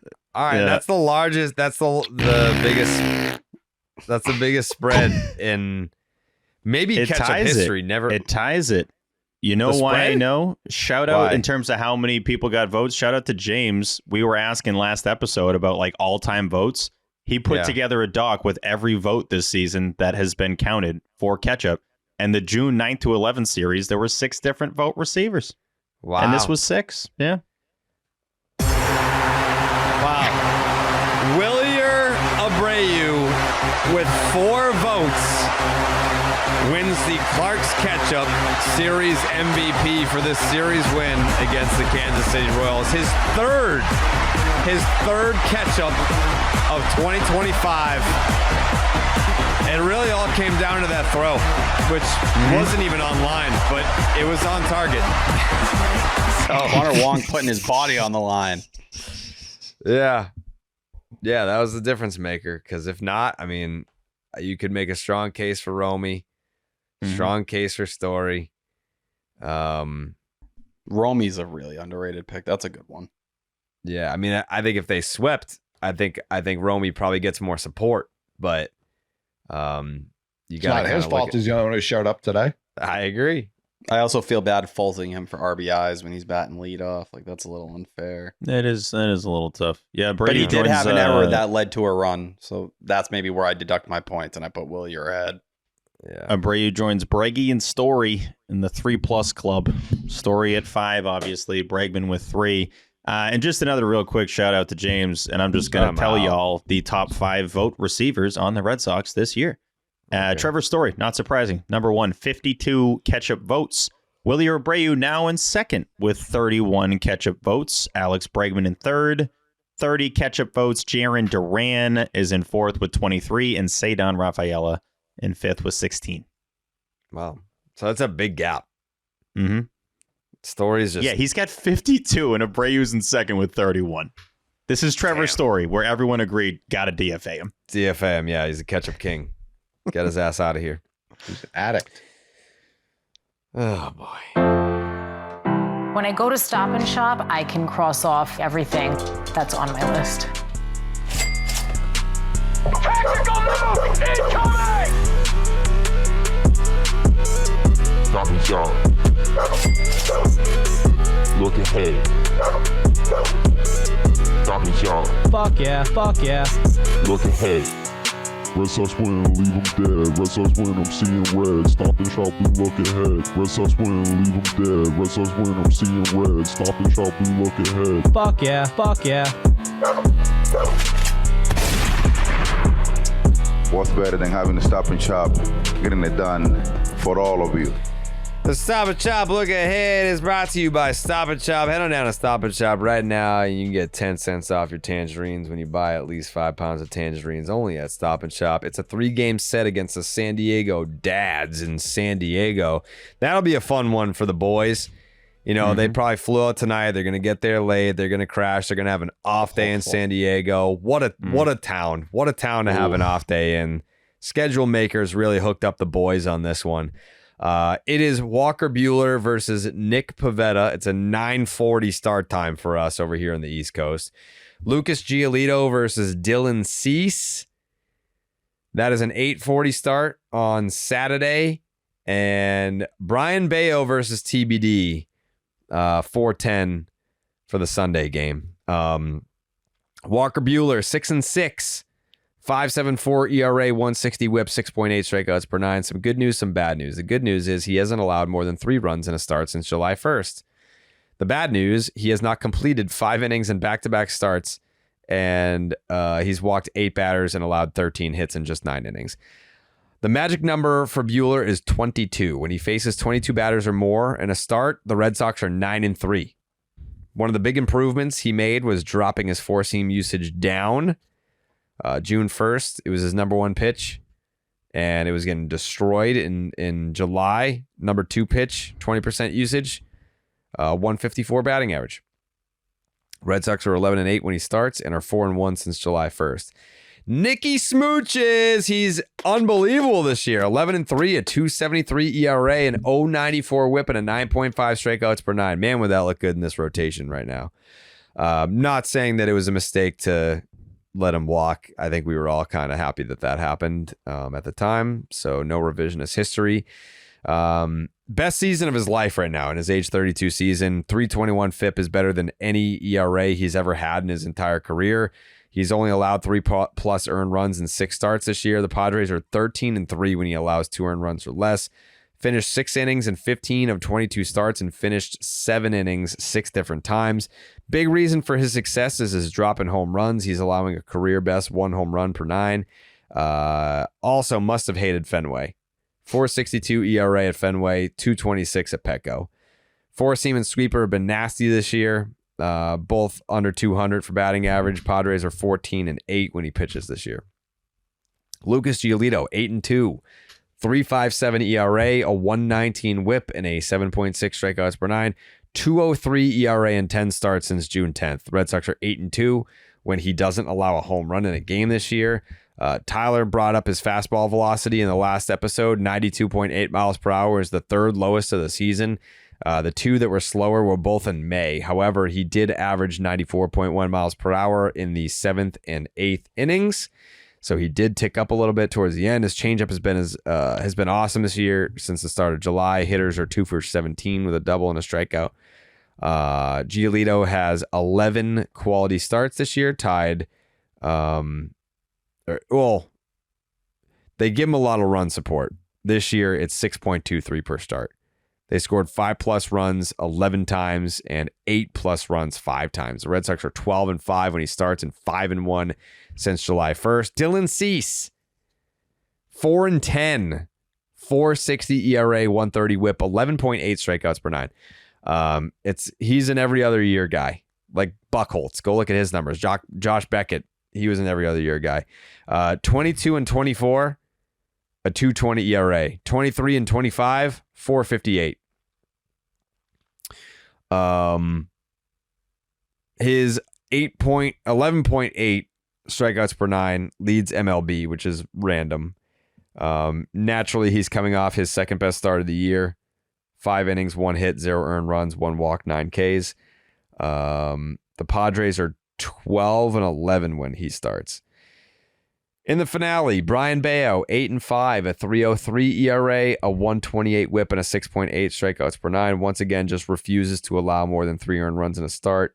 He's only done so once all season. 1 run or less 9 times, 2 runs or less 13 times in 20 starts. Pretty great. Outside of the resumed game, he has thrown 6+ innings in every start since June 1st. Bello has only allowed 9 extra base hits on his sinker this year. The Red Sox are 11-9 when he starts and 5-2 since July 1st. So again, that is Walker Buehler versus Nick Pivetta. That is Lucas Giolito versus Dylan Cease, and Brian Bello versus TBD.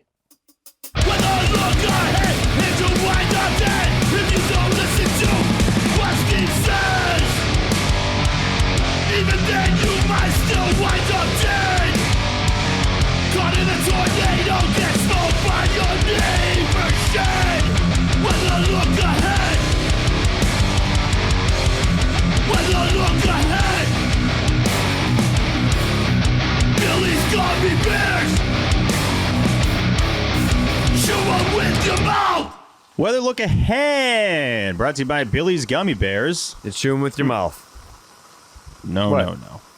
Is this rain? No. What is this? What do you mean? What? Chewing with your mouth. The Red Sox head to San Diego, one of my favorite places in the entire planet. I kind of want to live there at some point, honestly. Oh, there we go. That would be fun. Game 1. No. What? What do you mean, what? Dude, I thought we were doing weather. Game 1, Friday, 9:40 p.m. Eastern, first pitch. It is sunny, Jared. It's 72 degrees. There's a 3% chance of rain. Come on, man. 9 mile an hour winds. 3%? Game 2 is Saturday. 3%? Yes. Game 2 is in Saturday. San Diego? Has there ever been a rain out in Padres history at Petco? Has that ever even... I can't remember the last time that's happened. All right. Not happening this weekend. Game 2, Saturday, 8:40 p.m. Eastern. Oh, my God. Are you seeing this? Michael King expected to start Saturday. What? Where'd you see that? Underdog MLB. Oh, there we go. Yeah, Michael King expected to start Saturday. So what would that put Cease to Sunday? Maybe. Yeah. Game 2, Saturday, 8:40 p.m. Eastern, first pitch. Sunny, 73 degrees, a 2% chance of rain. So that percentage is just going down rapidly. 9 mile an hour winds. But not zero, right? Nope, never is anymore. Game 3, Sunday, the finale, 4:10 p.m. Eastern, first pitch. It is sunny once again, Jared. It is 76 degrees. Both of them. We are off.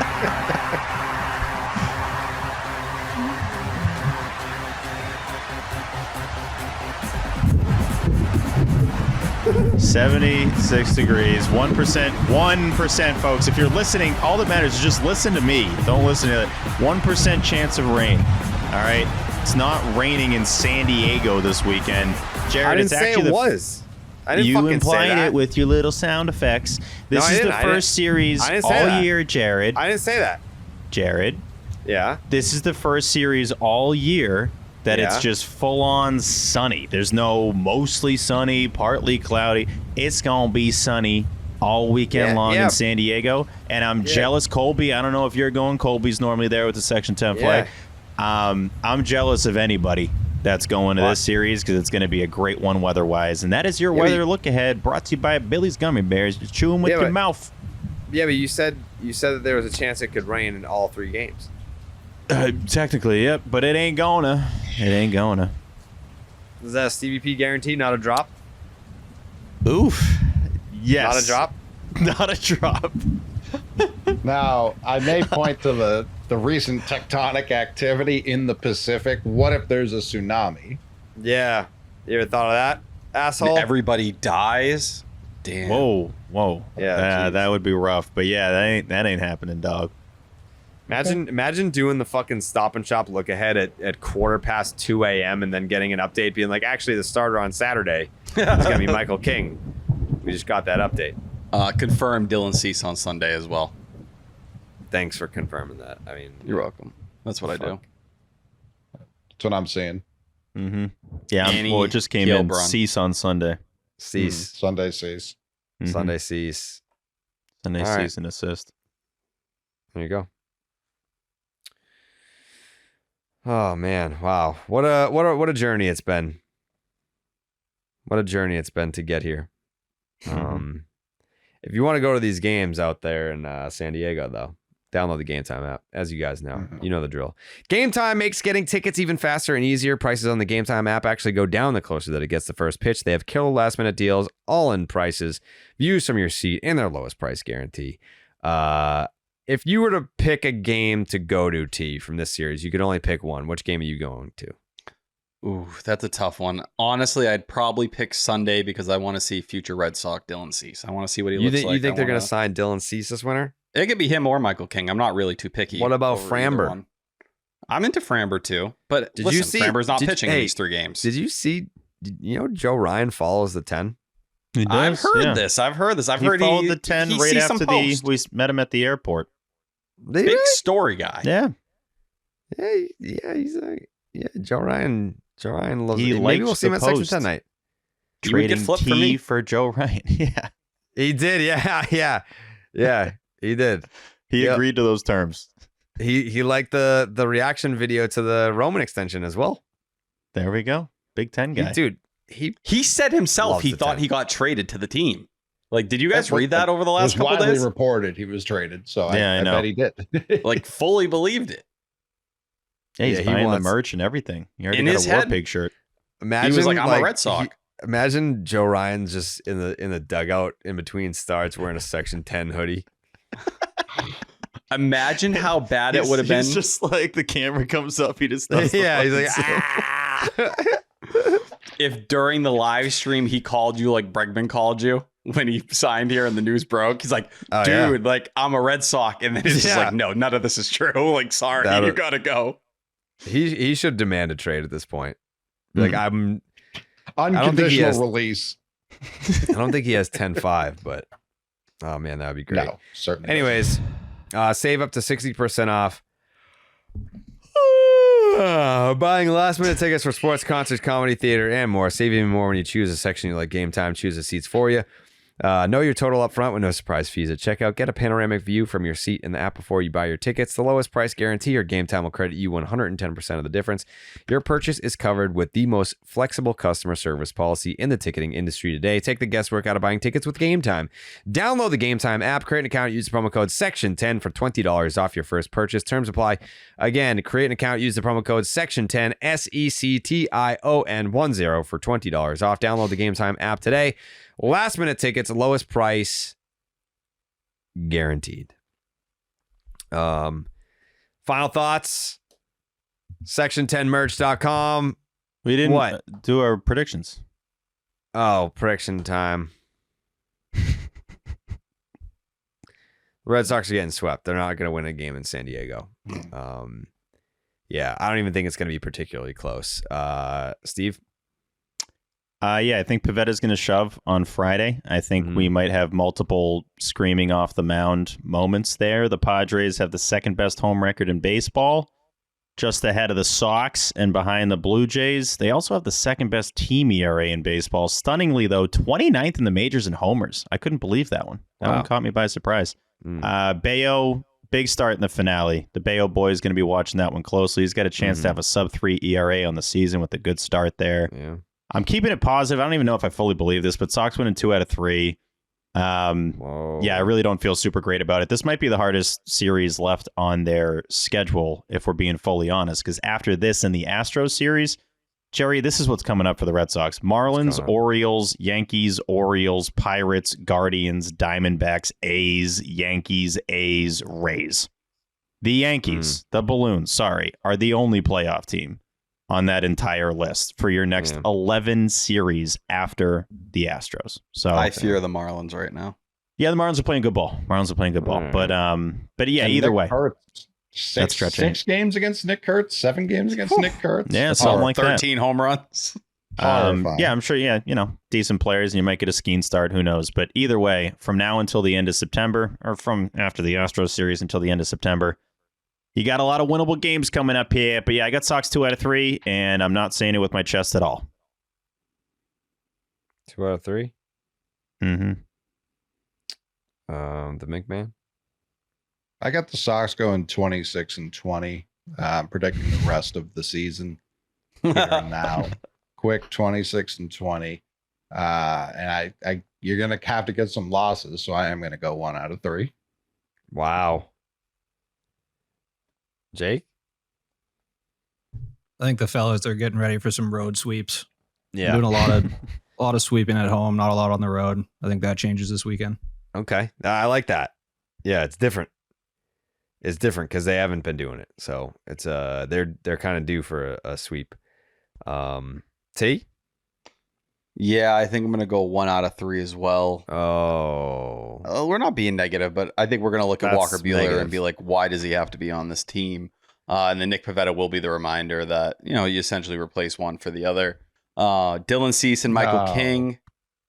Well, I'll take them getting the Michael King game with the shoulder thing he's been dealing with. And I think they dropped the last one against Dylan Cease, and he shows up and he looks like himself. Just scares me with that bullpen right now. Best bullpen in all of baseball, and it's not really close. And Alex Cora, when talking about this series, kind of really highlighted it after the game. He's like, this is a tough series. Like going across the country, going against a veteran team like that, there's going to be a lot of learning for a lot of the younger guys on this team. So like Coley said, you're going to have to take some losses along the way. Padres have won 3 straight series. I think they make it 4, and the Red Sox will be right back on track against the Astros.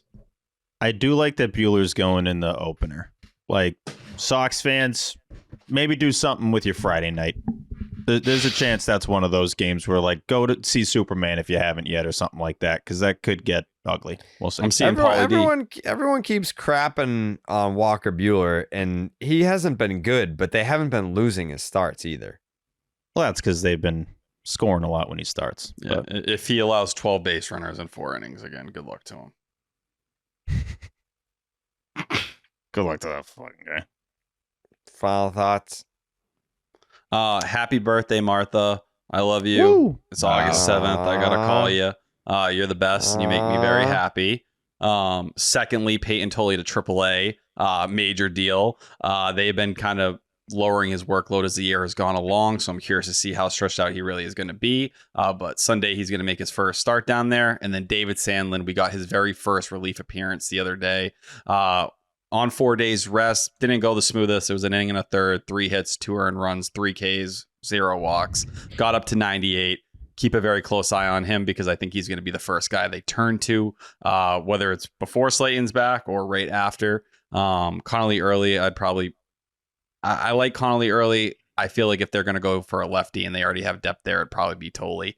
But David Sandlin and Tully seem to be the names to keep an eye on. And the password, homered in 3 straight games after the deadline, is a fuck you to the Twins. Thought that was pretty cool. He starts learning first base next week. He's been taking some like pregame stuff right now to get used to it, but it really starts to get going next week. Steven? Yeah, it's just about Section 10 night, man. It is. It's just really cool we get to do this, honestly. Like, when Pete's mom's basement was going on, I never would have expected this. Now looking at the website for them promoting it on RedSox.com, it's Section 10 is back in the building on Wednesday, September 17th. We'll once again be drizzling that ketchup, chewing on some Billy's gummy bears, washing it down with some Eddie's goat milk, and wiping our faces with Ronald's napkins as the Red Sox host Section 10 night at Fenway Park. That's just really cool. We get to do this, and people have already bought a bunch of tickets and continue to do so at redsox.com/Section 10. The jersey's incredible. Corey designed it, right? I believe. Yeah. That's probably just clicking like black from what last year's version was, but you're demeaning his efforts. Yeah, I think Corey spent a lot of time on this, and it's great. We got sent 40 different proofs to look through. No, I know. True. I was just goofing. But no, Corey's the best. And this is awesome. I can't wait. Can't wait. And Dallas is going to be in the building, so that'll be fun too. Yeah, that was just by coincidence. Yeah, we didn't plan that, but that'll be fun too. McMahon? Shout out the half-hour Cy Young tangent for Jerry's fourth show of the day. Needed it. That's why we're at 2:30 in the morning right Dude, now. we were like, we're going to make this quick. Is this the Lions episode? No. That was a couple weeks ago. We pushed 4. Yeah. But Christian Campbell, 15-game hit streak, his hand has survived. The broken hand has recovered marvelously. Jerry, do you know that's second all time in Woo Sox history behind whom? What, for a hitting streak? Yeah. Are you counting the Paw Sox franchise? Like, is it or just the Woo Sox? I believe it's just the Woo Sox, but it's a pretty long streak. It's more than double what Christian Campbell's working with now, so it could be both, but I know it's Woo Sox for certain.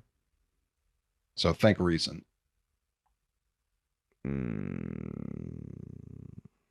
Is it Bob Dahlbeck?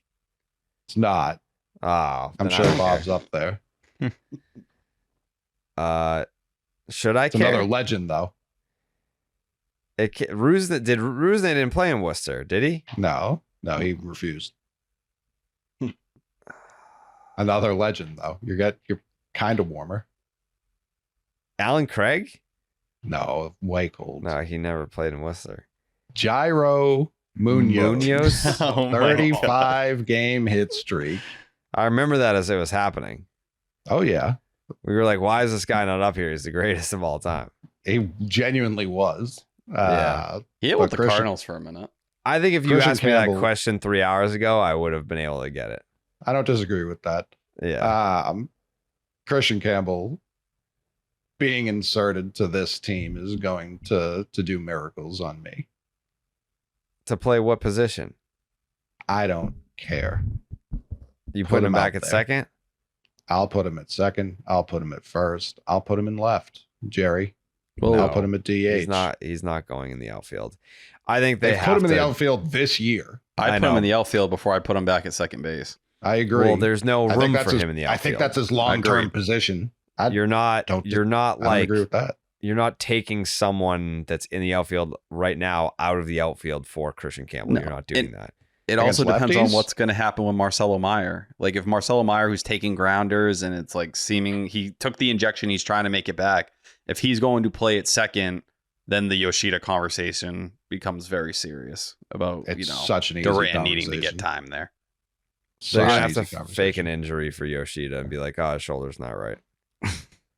They're gonna have to tell him he's hurt. Like he's taking up a roster spot. They're gonna get him. He's gonna get Tommy John. Yeah.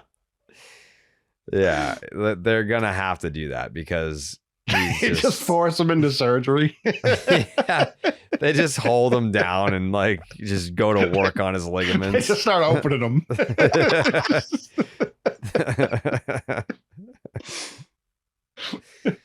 I can't play. He's so hurt. Yeah. Nothing beats a forced Tommy John. Shut up, we're doing it. Yeah. Both elbows. Shut up. Operate on the wrong Tape one. his fucking mouth. Tape his mouth right now. Yeah. Shows up to the press conference like, that's not your throwing elbow. Like a SpongeBob type injury. Like he's just in so many casts. He just cut his legs up for some reason. I don't know. We were just seeing if they're clean. Pushed right over the monster. Yeah, he's They just kill him. They just throw him off the bus. That's it. Just done. There's no way like Wally's just like, well, I don't see a world where Yoshida gets a plate appearance in the playoffs. He can't. He can't. Like that's Doesn't just make not any your sense. best team. Your best team. I mean, maybe it if is. he does though, and we can put the date next to this, he's hitting a homer. August 7th. Yoshida playoff bomb. No, he's not. The He can't hit Yoshida the ball. walk off after Bueller goes 9 shut in the ALCS is going to be unbelievable. Dude, he cannot. Massa- He can't hit the ball out of the infield anymore. I know. Oh, he had a fly out tonight. Yeah, he did. He needs when like the fly- celebrity softball dimensions to hit a homer, basically. So bad. I bet he'd be so happy to go back to the MPB. Oh, Probably. Gotta yeah. be something we can work out here, man. Let's go let you go be a Hall of Famer, man. Who did we buy Kevin Millar from? Why don't The we Marlins. just send? It's like this is the player to be Oh. named later. Yeah, I'm 22 pretty, years later. pretty sure he was headed to like the Junichi Dragons, and Yeah. Theo was like, "Wait a minute, let me cook." Get ready to relearn Japan. Yeah, Talk of Bob going to Japan. shut the fuck up. I didn't say anything mean. You did. This is the truth. This is reported. Well, he's Would not you giving rather up on his Bob or big league Massa dreams. right now, T? Damn. Bob might have more tools on the tool belt. No I'd shit. still go Massa. I you believe wouldn't. Massa can be close to a league average bat. Yeah, but he can't play defense, and Bob can. Yeah. But why am I ever playing Bob? Shut up. Jake's takes. One more shout out to Tech for the boner clip. I think that sums up the vibes at Fenway right now pretty well. It's just it's hard to go to Fenway right now without getting boned up. Yeah, I agree. Yeah, section10merch.com, redsox.com/section10 to get your tickets. You do, like, there's been plenty, this happened last year too. If you already have a ticket to the game, that's great. That gets you in, but it doesn't get you a jersey. You have to buy a ticket through their link if you want the new Section 10 jersey as the giveaway. So it's redsox.com/section10 for Section 10 night tickets, and section10merch.com is where you can get all the merch that you should wear to the game on September 17th at Fenway Park against the A's. What does that look, Steve? No, I was just trying to see what T was trying to accomplish there. I like to put something in the camera when the podcast ends. Yeah. Oh, there you go. All right. It is 2:35 a.m. on the East Coast, and me and Jake have to be right back here tomorrow morning to do BID. So I'm going to go sleepy buys. And I feel bad for Jake because he's going to still I know. be awake to I wish edit he could this go thing. sleepy buys right now. Yeah. Yeah. I'm sorry, Jake. I tried, man. I tried to land the There plane. has to be a better way to do this. Has to this, be. this podcast? No, for Jake. Yeah, for this schedule. It's crazy. Like Ed, because Bones is sitting in on BID too, right? I don't know. Yeah, I he can't is. see them. Yeah. He is. Yep. So yeah, like that. I feel like they gotta like trade. Like one of them takes one of them does the other. Like I don't know, something needs something needs to be done there. This is a very clear like something needs to change situation. Yeah. It's clear as day. Yeah. All right. We'll be back on Sunday, Monday morning for you. Enjoy the off day. Enjoy the off day. I hope that you spend the off day getting Section 10 night tickets and Section 10 merch on section10merch.com. We'll see you on Monday morning. We appreciate everyone's support. Go Sox. Ba-doop, doop, doop. Buenas noches, amigos.